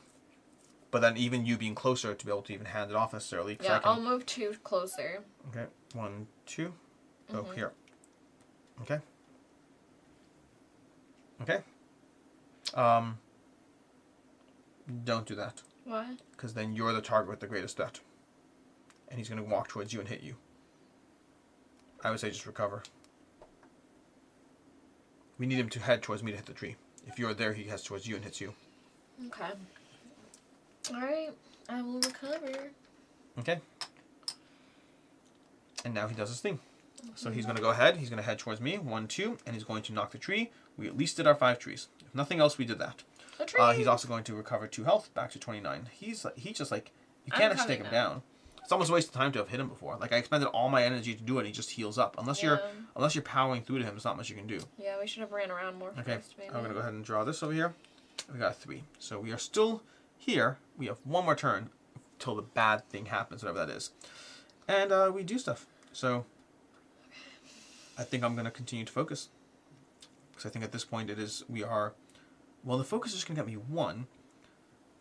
But I might be what we need. No, or do I do the stamina? Because I do the stamina. If I get 2 successes, what are my chances of getting 4 successes on the roll? How many spaces am I away from E? I'm going to do extra maneuver. You're currently away from 4? E. 1, 2, 3, 4. It might not be necessary. I might get there first. It depends on what order happens. Well, I think we both need to. Or, Yeah. it's only 4 away? Mm-hmm. Yeah, but then we need to run the things. Alright, I'll extra maneuver again. Yeah. Okay. We do need to kill this thing eventually. That's the tricky part. We're pursuing a very specific I want to be a goal. snake girl. Yeah, we're gonna see. This might see not what go the way it happens. works. The snake is gonna kill it. Okay. We may not get paid for our job here, but we do we're at least supposed to kill. shuffle this. Yeah. Okay. If you could just pull that one again, that'd be great. I mean, that would be... They wouldn't trust us, but insane. we'd know. We'd know that. There's no way there's a cut here. You would know. You would see absolutely. So just hold it to the camera. That's it. You hold it to the it. camera. I just jumped like No, just hold it to the camera. Just draw it if it is. Hold it to the camera. There's no doubting. There's no doubting. It's not. Okay. But I do get an extra maneuver. That's great which is for nice. you. Although he goes first, which is not I good for go me. first. He goes before me. Go ahead. Well, I'm going to engage him. Okay. Not engage him, but I'm going to get his attention, I think. Maybe. So I have 2 maneuvers. That's great. You recover your things faster. Alright, I will go... I have 2 maneuvers. And I can test... Can I test this and then leave? Yeah, absolutely. That's not That's not as where you I'm are. walking That's not where through? you are. That's the this one you've already this is It's this one. This one. This is mining the moon silver. That's not what I want. What are you trying to do? This. You could go here and test and leave, yes. I can walk Yeah, through. but you may as well mine the moon silver while you're here. Well, sure. I'm Yep. That's not the important question. Absolutely not. Alright, so I will do that. Whoa. No. No. Okay. Alright, so I will spend 1 stamina to go 3. You're hoping you're going to get 4 in one shot. Yeah. Okay.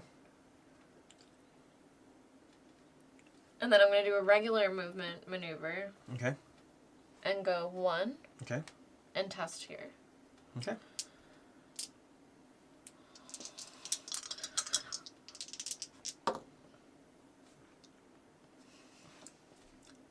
It's probably not worth paying. I'm literally 1 away.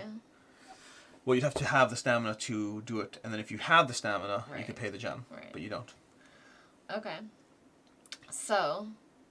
You get 1 more success on that.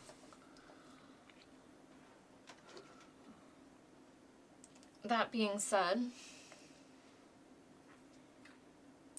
We need to start bringing our shovels and pickaxes along for the ride. They're so helpful. I meant to, and then you said the thing about how many hands you can hold that I may have messed up how much. I could have probably brought more stuff with me.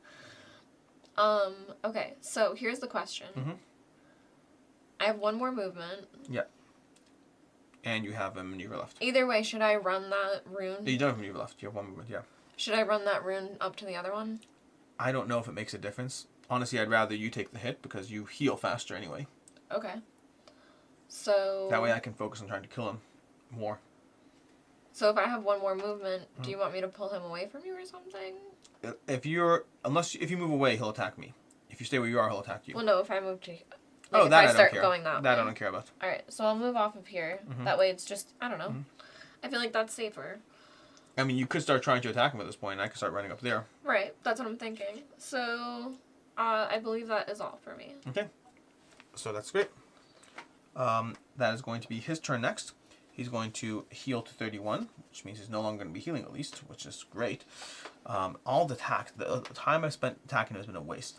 He's going to go ahead and attack with you this, so he's going to roll against you. You get to roll 2 defensive dice because you have 2 agility. But I do have this. That is not going to help against this. This is a magic attack. Oh, then I have this. That will help. You get 1 automatic success. So 2? 2 successes. He's hitting you for 3. 1, 2, 3. Because he was hitting for 5? Yes. Gross. He is a little gross. He's chunky. Then, on my turn, I get 3 maneuvers. So I'm going to go 1, 2. Do I pay for it? I guess I'll pay for it because I'm confident I can get 3. So I'm going to pay for 1 more movement. And then I'm going to heal. I'm going to roll for these 3 over here. I'm rolling strength, so I get 2 dice. Okay. 2 dice. So I did 1 maneuver. And it's my test. And that's that. And that's going to be guaranteed that I need. Beautiful. Okay. Keep we going? got it. Nope, we flip it. You don't want to keep going? Nope. We flip it. Alright. Okay, I still have 1 more movement. Runic Stone. Oh, we got a bunch of stuff. Gain item card 20, Metal Shield, a Bitogen Amulet token, and a Runic Stone. So we have our 3rd Runic Stone. We need a Bitogen Amulet. What? I feel like I should be the one to put them in because it drank my blood and stuff. I hear you. Would you like me to just wait and just see how it goes? We get card 20, Metal Shield. You do want me to wait. She's like, I don't care if we lose the scenario. You can do it. We have a Metal Shield, which gives us, fun. Okay, so against those attacks, against instant attacks, you get +1. That's great. I'm going to put that into my wardrobe over here. It's not going to my hand right now, but it is useful. He doesn't have any speed attacks, so it's not relevant for him. Okay. Then we are going to go ahead and treat the Runic Stone as an item at the start of your turn. Same basic rules. There's currently a Runic Stone in this spot. Where's the other Runic Stones? I left it up there. Okay, and then we just added a Runic Stone right now, so I'm going to have to find one over here. So we're going to grab one of these and put it down. And then we can spend, I have the Runic Stone right now, and I can spend a stamina to pick up the other one, which I'll do. Okay? You will?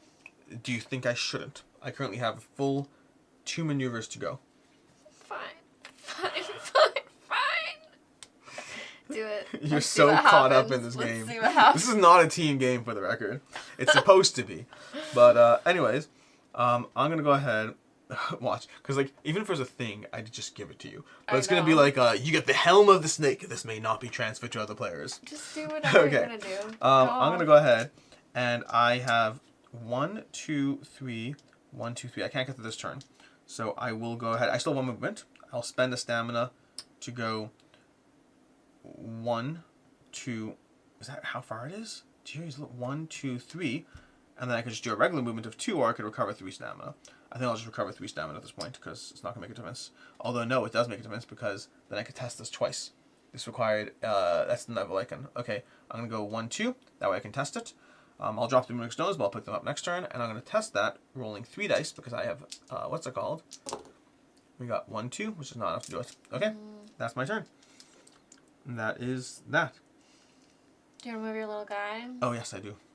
I'm going to go ahead and move him, going 1, 2. I feel like I'm his keeper. Yeah. Every time I'm like, do you want to move him? Yep. Okay, and that's the round. We're going to draw a card, which means I'm pretty sure we're getting a timer against us. Let's find out how bad the timer is. We do indeed get a timer against us. Let's see if we just lost the game. Did he go? He went, because you were after them. It's going to be 161. He went, yes. 161. Time to find out whether we pursued the snake god at all costs, only to lose. We don't know if this is the lose condition yet.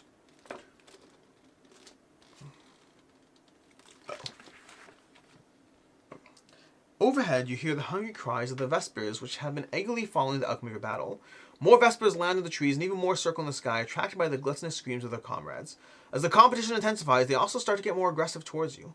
They drop to the ground, lunging at you every time you get too close. Some even dare to enter the Benefit's cave.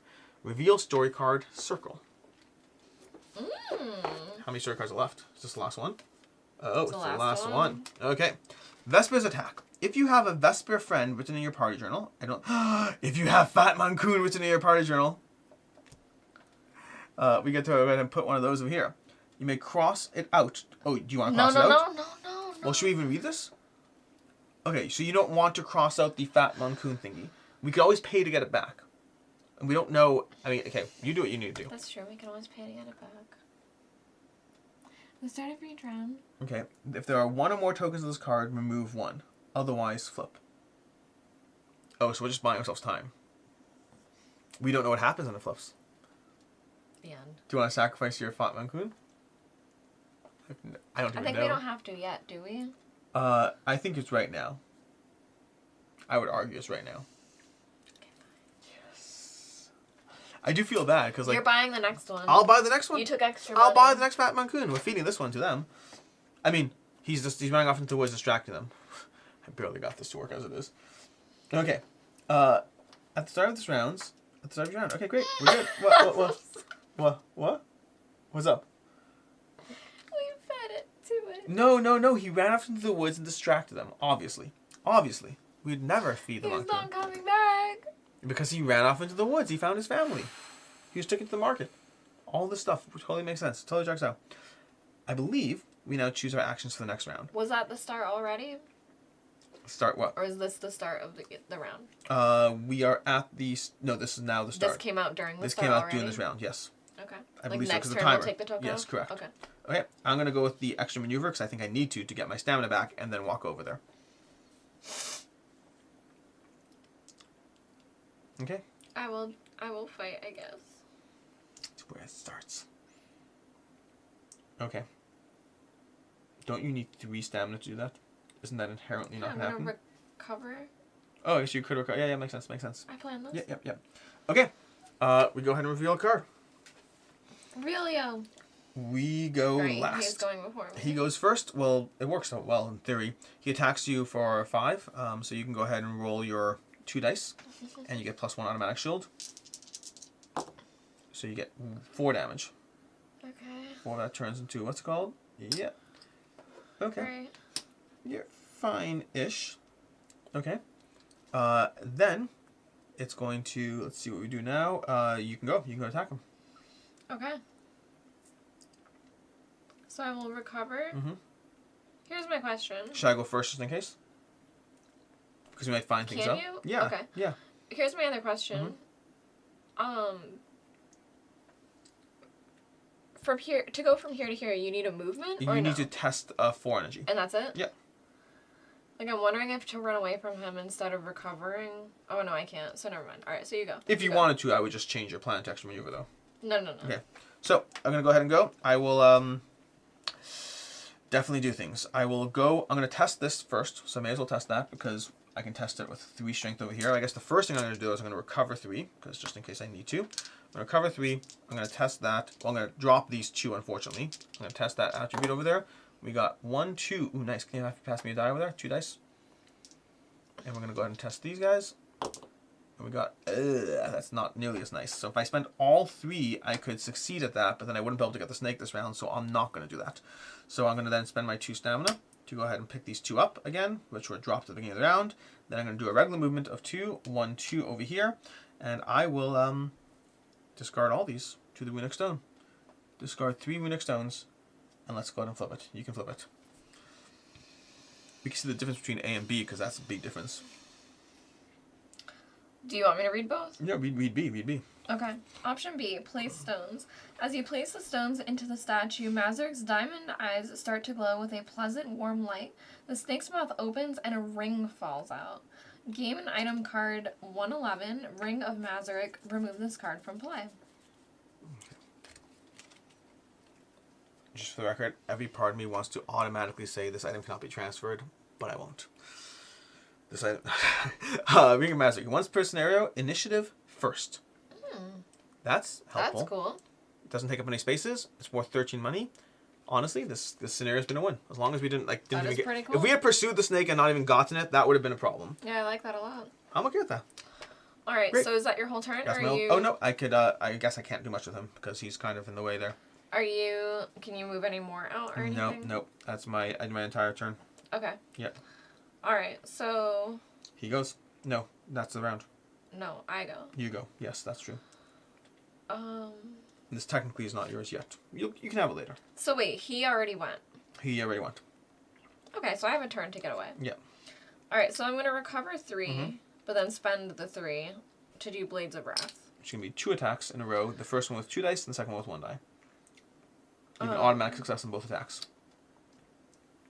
Oh, right, because I have Blade Master. Yeah. Okay. No, this technically was left at the beginning of the round. That's gone. Okay.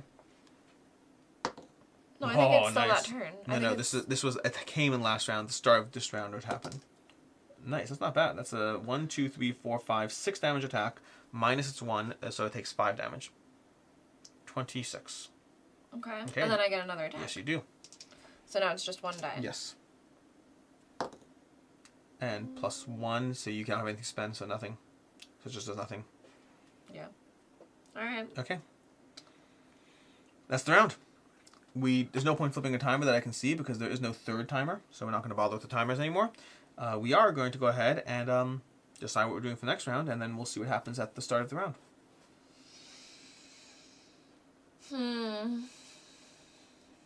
I feel like I should do True Strike. I'm going to do extra maneuver, try to get my way faster to you.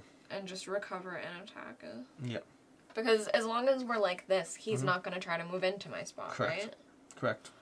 So... Oh, True Strike's good. Why isn't he trying to move into my spot? He could move... Oh, so which attack did he do? He did this one over here, which is at range 2. Okay, but eventually he might try to move into my spot? In theory, yes. But if I move to E, he won't? He would not be able to with if the Nalum there. One of... Yeah. Yeah. Okay. Okay, so let's try to think about something like that so that we can keep him not in our spot. Well, I'm just trying to run towards you. That's all I'm trying to do. But... Okay. Alright, so have you chosen? I've chosen. Alright, so now is this when this happens? Now we flip that. Well, we can first reveal this, see what happens. We have that. He's going to go last. Extra maneuvers on red, which doesn't help us, unfortunately. And we flip it and see what happens. From this round onwards, place the fate card revealed at the end of each round in a separate pile. This pile is called the Vesper Attack Pile. Each ally, at the start of their turn, tests where the question mark equals the number of fate cards in the Vesper Attack Pile. So it's just going to be an escalating attack. So they're going to attack with round 1, then with round 2, then with round 3. It's the number of the fate cards, not the add and not the addition. So should... Nope, it says revealed from this round onwards. So the revealed at the end of each round. So it's not the should last we have round. one more revealed anyway? We should technically, but it won't do anything. It's just there. Well, I mean... Yeah. Okay. Alright. So that's not bad. It's not scary. Probably could have kept that hog. The moncoon. In hindsight. I got emotional about it. Alright, so now is it... Now it's well, we went revealed, so he goes last, so we go... No, he goes before you, yeah. And you. He goes before... Oh, before both of us. Yeah, he does. Wow. Okay. He's going to once again spit acid at you. Okay, great. And you can go ahead and once again roll 2 dice. Roll 2 dice to defend. And this is a magic attack? Yes. And it's 3 1, 2, shield. 3 to shield. You get 2 damage. Okay. At this point, I think we need to focus on your survival because now that we know we don't have as much time. Yeah, I'm gonna heal 3.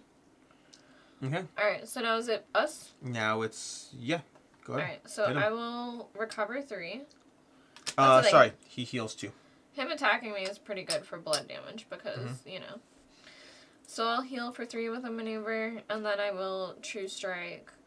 So I will attack With 2 automatic successes. 1 die, 2 automatic successes. 3. 3 automatic successes. So you're guaranteed to at least to negate his healing.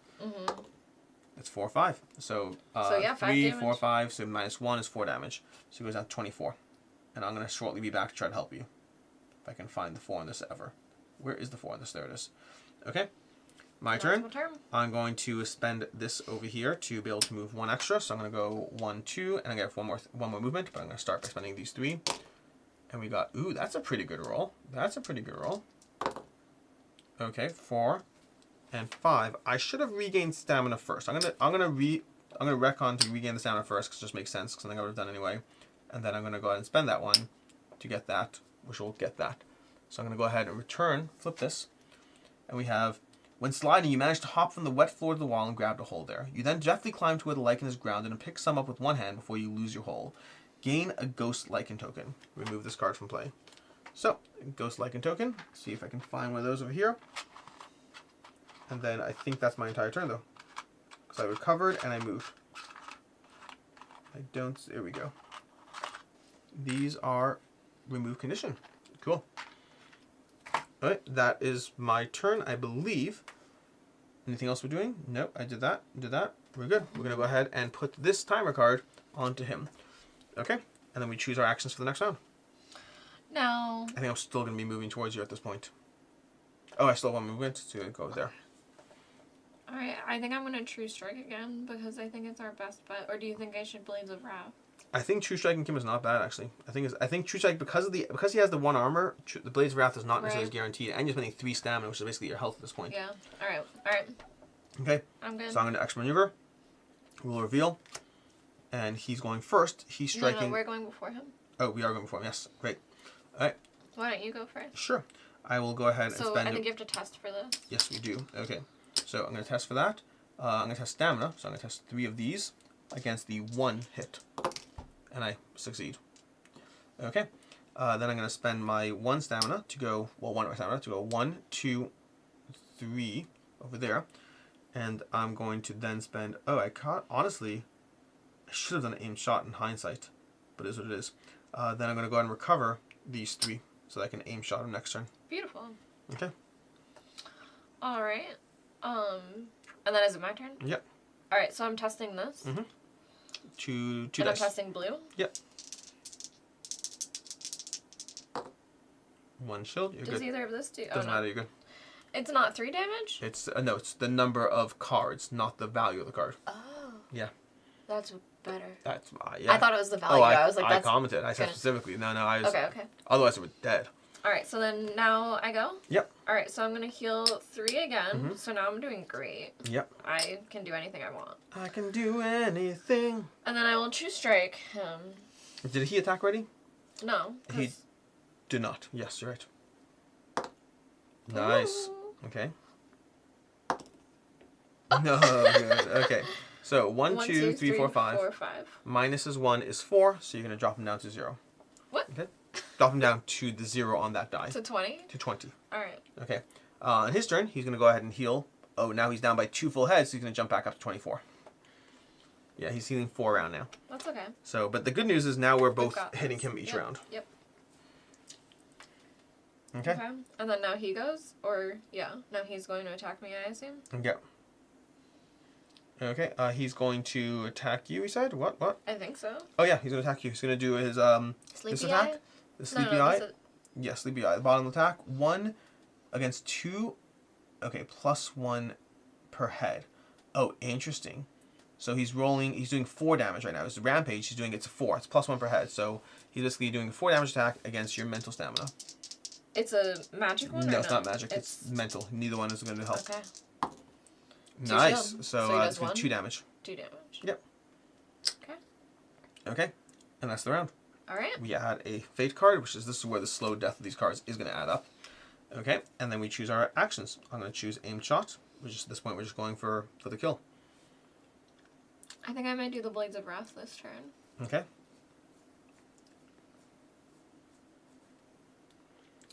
Or I could do my reactive attack during your turn. The reactive attack is just +2. The only difference is the timing. Oh, so the question is... Oh, interesting. So the question is, do you think the +2... I think the +2 of there is better, personally. I don't know. Up to you. I'll do the Blades of Wrath. Okay. Alright, so... Flip this? Yep. And did we add another card here? Yes. Okay. So we are going first. Great. He's going last. You first have to test against the 2 Vespers. You want me to go first? I can go first. I have to go first. Never mind. I'm doing aim shot. So I'm going to first test against the Vespers. Oh, I'm testing with my agility. That's going to be 1 defense. So I'm going to go ahead and take 1 damage.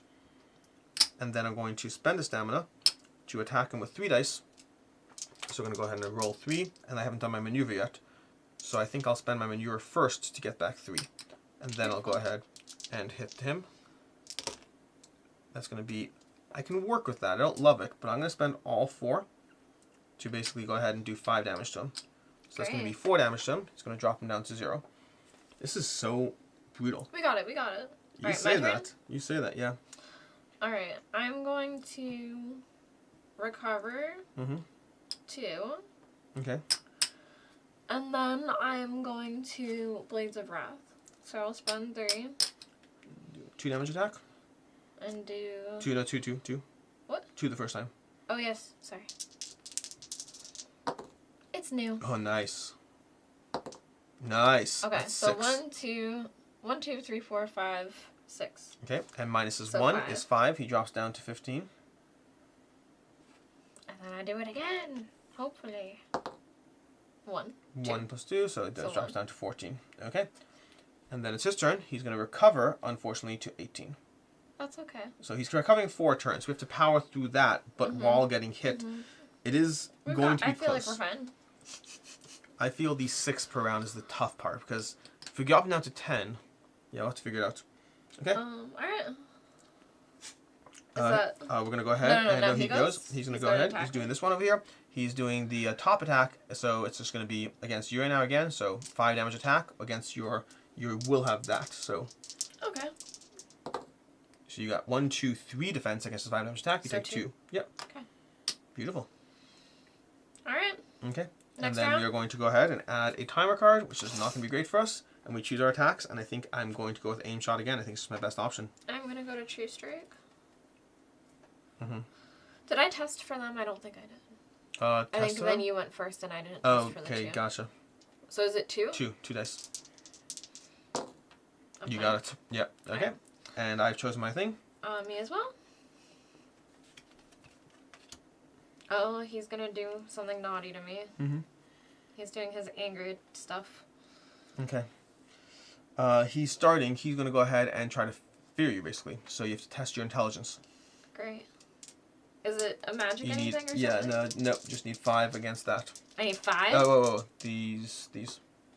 Oh. Slightly better dice. No.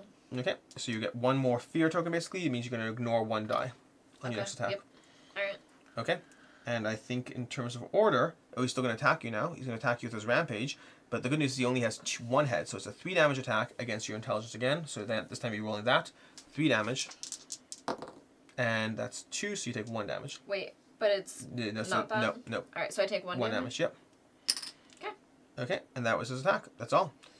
Then he's going to go ahead to your turn? No, My you. turn. My turn. I'm going to test against the defense, the 3 of these attacking me.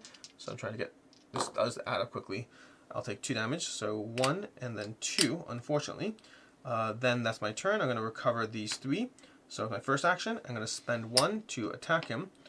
I'm slowly going to die here, but we'll do what we can. I'm going to spend 1 to attack him over here. Oh, did he recover 4 at the beginning of his turn? Yeah. Because you said he went from 14 to 18. Okay. So I'm going to go ahead. As long as he's at 18. Yeah, he's at 18. He's at 18. I'm going to spend these 3 dice. And we got Whoa. 1, 2, 3, 4. That's a good one. I like that one. Oh, we are going. Okay, we have a chance now. Okay. And I could even spend those two. I think I'm going to. That's 1, 2, 3, 4, 5, 6, 7, 8. 8 damage minus his 1 brings us 7. He's going to drop down to 1. Okay. So he's dropping down to 11 on that attack. Right. And then you have to hit him now for as much as you can. Yeah. Less dice. If we go before him... So does my fear apply to these for them? Oh. It might have, yeah. Or it will? It will, yeah. So you roll 1 die. So here you go. Well, I roll... Okay, yeah. Great. Nothing. Okay, so you take 3 damage. Okay. So you are close to death. So I'm going to recover. So I'll get 3 back, which is great because I healed damage good. And then I will true strike. Okay. So you roll 1 die. So you have 1, 2, 3, 4. So 3. Minus is 1, so you do 3, drop him down to 8. Okay, so here's the deal. We just need to do one thing. We need to go first. I think that's what we need to do. We need to go first. And usually red is first, right? He heals at the start of his turn. He's at the start of his turn. Okay. So I think right about now is where I'm going to have my Nalum. I'm going to try to do whatever I can to go first. This is where your reactive attack might be good. Red is usually first, right? So if red's usually first, I could do Raging Nalum to hurt him with the 3 dice. I think that's the way to go. Well, no, I think I should do a different color. I think I should do green just in case green does go first. Oh, well, here, no. We have the Ring of Mazurk. If you do reactive attack and I do my aim shot, we're still getting our 3 dice against him, and we're guaranteed to go first. Both of us. Are you allowed to use it? Why not? We got it. If you think so. I can't think of a reason why not. I think this is time to do it. Yeah. We might take damage, but unless we take a ton of damage, we're going to have to add a card over here, which is the problem. So we add that card, so we have 4 damage, which I need to survive at least against, that, because I can only take 3. But I think that's the way to go it. I think if I aim shot it, can we do that? Sure. Okay. So we draw this card. It doesn't really matter, because we may not even need it. So we are before him, either way. So he's going last. So we don't even need it in case this goes to another round. So we still have our Ring of Mazurk. We are going to have to go ahead and roll against that. So, okay. I'm going to take these. I'm going to roll 3. You got 1 defense over here. So I lose all 3 of my health, but I did not get the next attack against me. So I'm fine there. And then I'm going to recover 2. And I'm going to spend 1 to aim shot this. So it's going to go there. And I'm going to... Should I go try to get the flowers that are over there? The egg thing?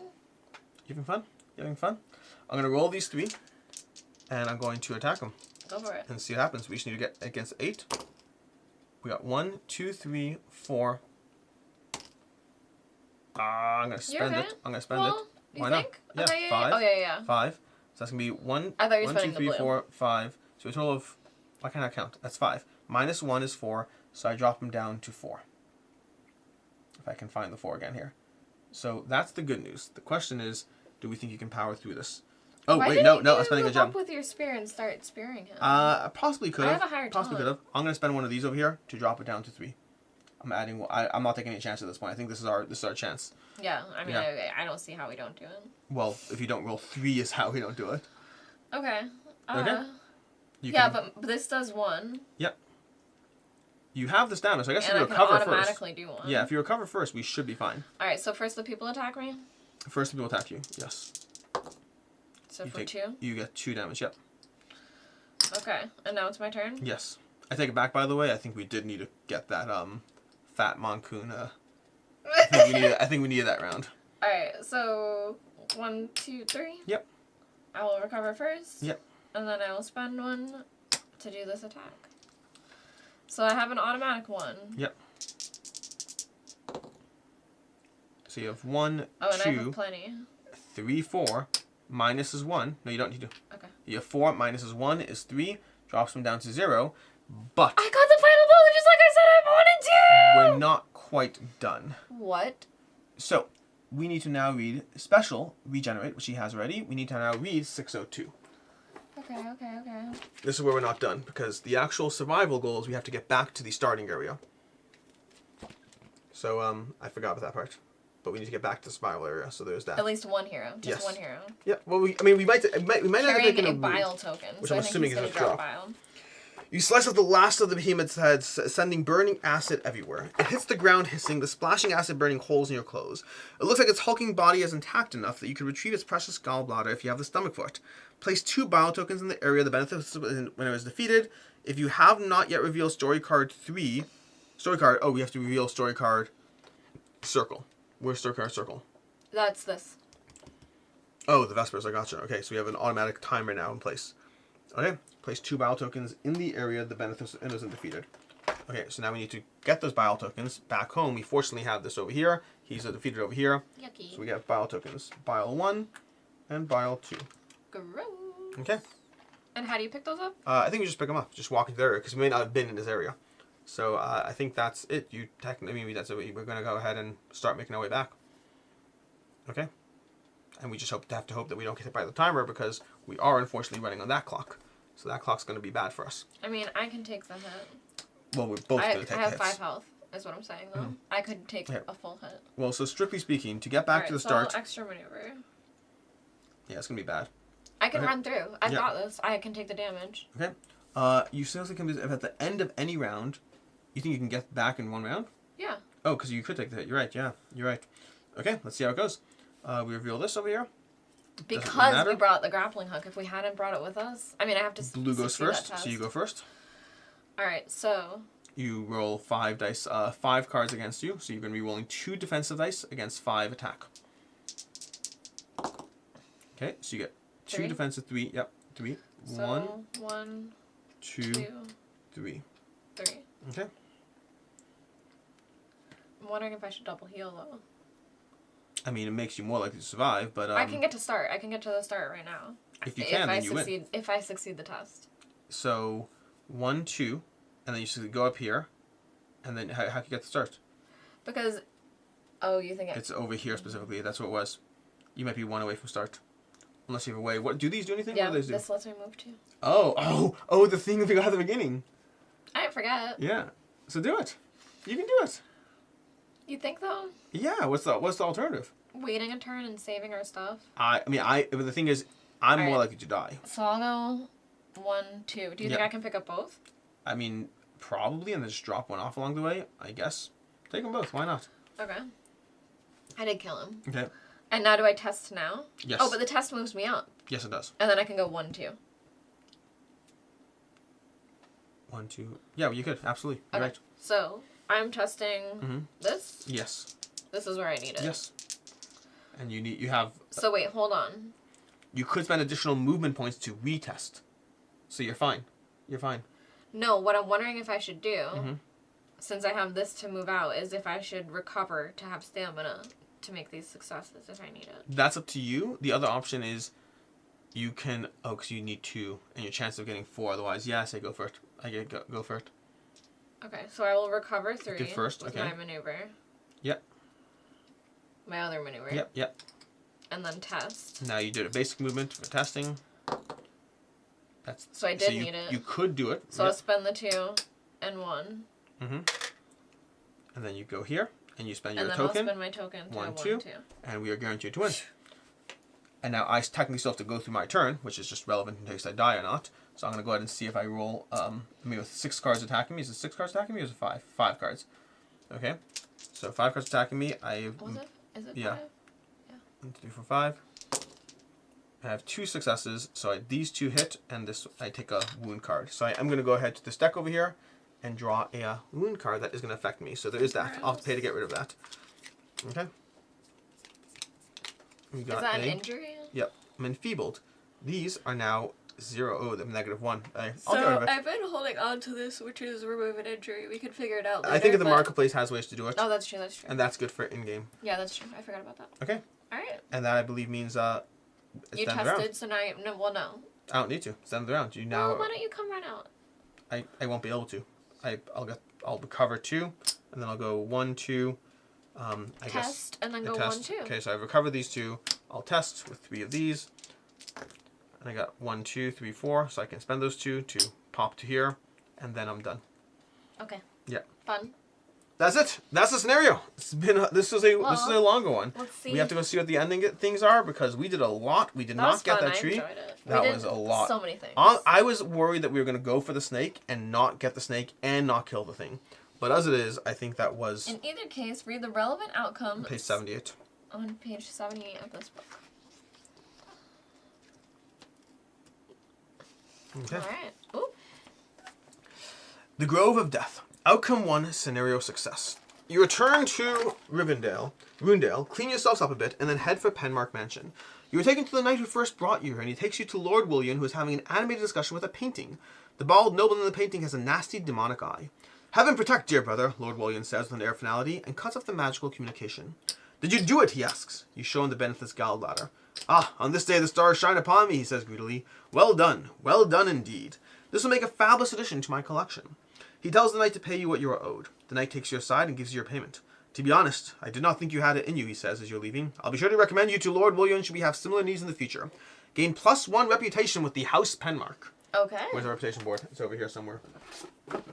Okay. As a reminder, we have to do that. Okay. Did we take our first one? We took our first one. Yep. We took that. We got 2 reputation right this scenario so far. Yeah. Okay. Each hero gains 10 money. Wow. Each of us. Someone's buying a longbow. That's a 20. 2 5s. 2 5s will do it. No, there must be 10s. No, oh, there are 10s. Okay. Thank you. It would make sense that there were 5s and 20s, but no 10s. Conclusion. If exactly 5 sacred wispies were destroyed, read 55. Okay. You can keep... Well, there's more stuff to go through. Yeah. 55. 5 wispies. Before you were escorted out, you tell Lord William that exactly 5 wispies were destroyed. Excellent, Lord William says. The last remnants of the old religion will soon wither out. My stars, what did I hear? Cries his wife, storming into the room. Did you fools destroy the sacred trees? How could you be so careless? Oops. Do you not know they are sacred to the goddess? The goddess will forever be angry at you. You should lose your heads and tails. Uh-oh. She breaks down crying, and Lord William comforts her in his arms. There, darling. They knew not what they were doing. He winks at you conspiratorially, and as you leave, the knight hands you a bonus. Write sacrilege in your party journal, but each of us gain $5. 5 coins, not dollars. There's no dollars here. I don't love that. The sacrilege part? Yeah. You're not, like, that religious. I don't want wrath. Achievements. Story cards A, H, and N have been revealed. Sorry, no. If you have exactly 5, if you have Jesuit's gratitude in your party journal. Which we do. We do. Oh, 168. Good catch. Outside Lord William's palace, Jesuit has been waiting for you. He spreads his arms wide and bows. You saved my life. I am forever in your debt. I dedicate my head, my hands, my heart, and my liver to save your lives when you most need it. This I swear on my totem. He bows again solemnly, wishes you and your spirits a bright day, and leaves. Nice. The end. Okay. It might come up later, hopefully. I mean, we have his gratitude. Yeah. Story cards A, H, and N have been revealed. I don't think we did A. We revealed everything. No, we didn't reveal one of them. We didn't reveal the tree. Remember that thing you said? No, your person revealed it. And this doesn't count as revealing, does it? Oh. They reveal it. They can't encounter it or whatever. But they revealed it. And we had nothing. Remember, we had nothing. I think you're right because the animal cards could reveal it. You're right. We had okay. Nothing. So we each get a token. A what? One of the blue ones. A gem? Yep. You gained a moon egg. We didn't. A wormweed. We did not get a moon egg. Yeah, we did. Did we? I got the wormweed. Did you get the moon egg? The moon egg was the thing that the light was. No, the wormweed. But you didn't get. We had to get all. Oh, okay.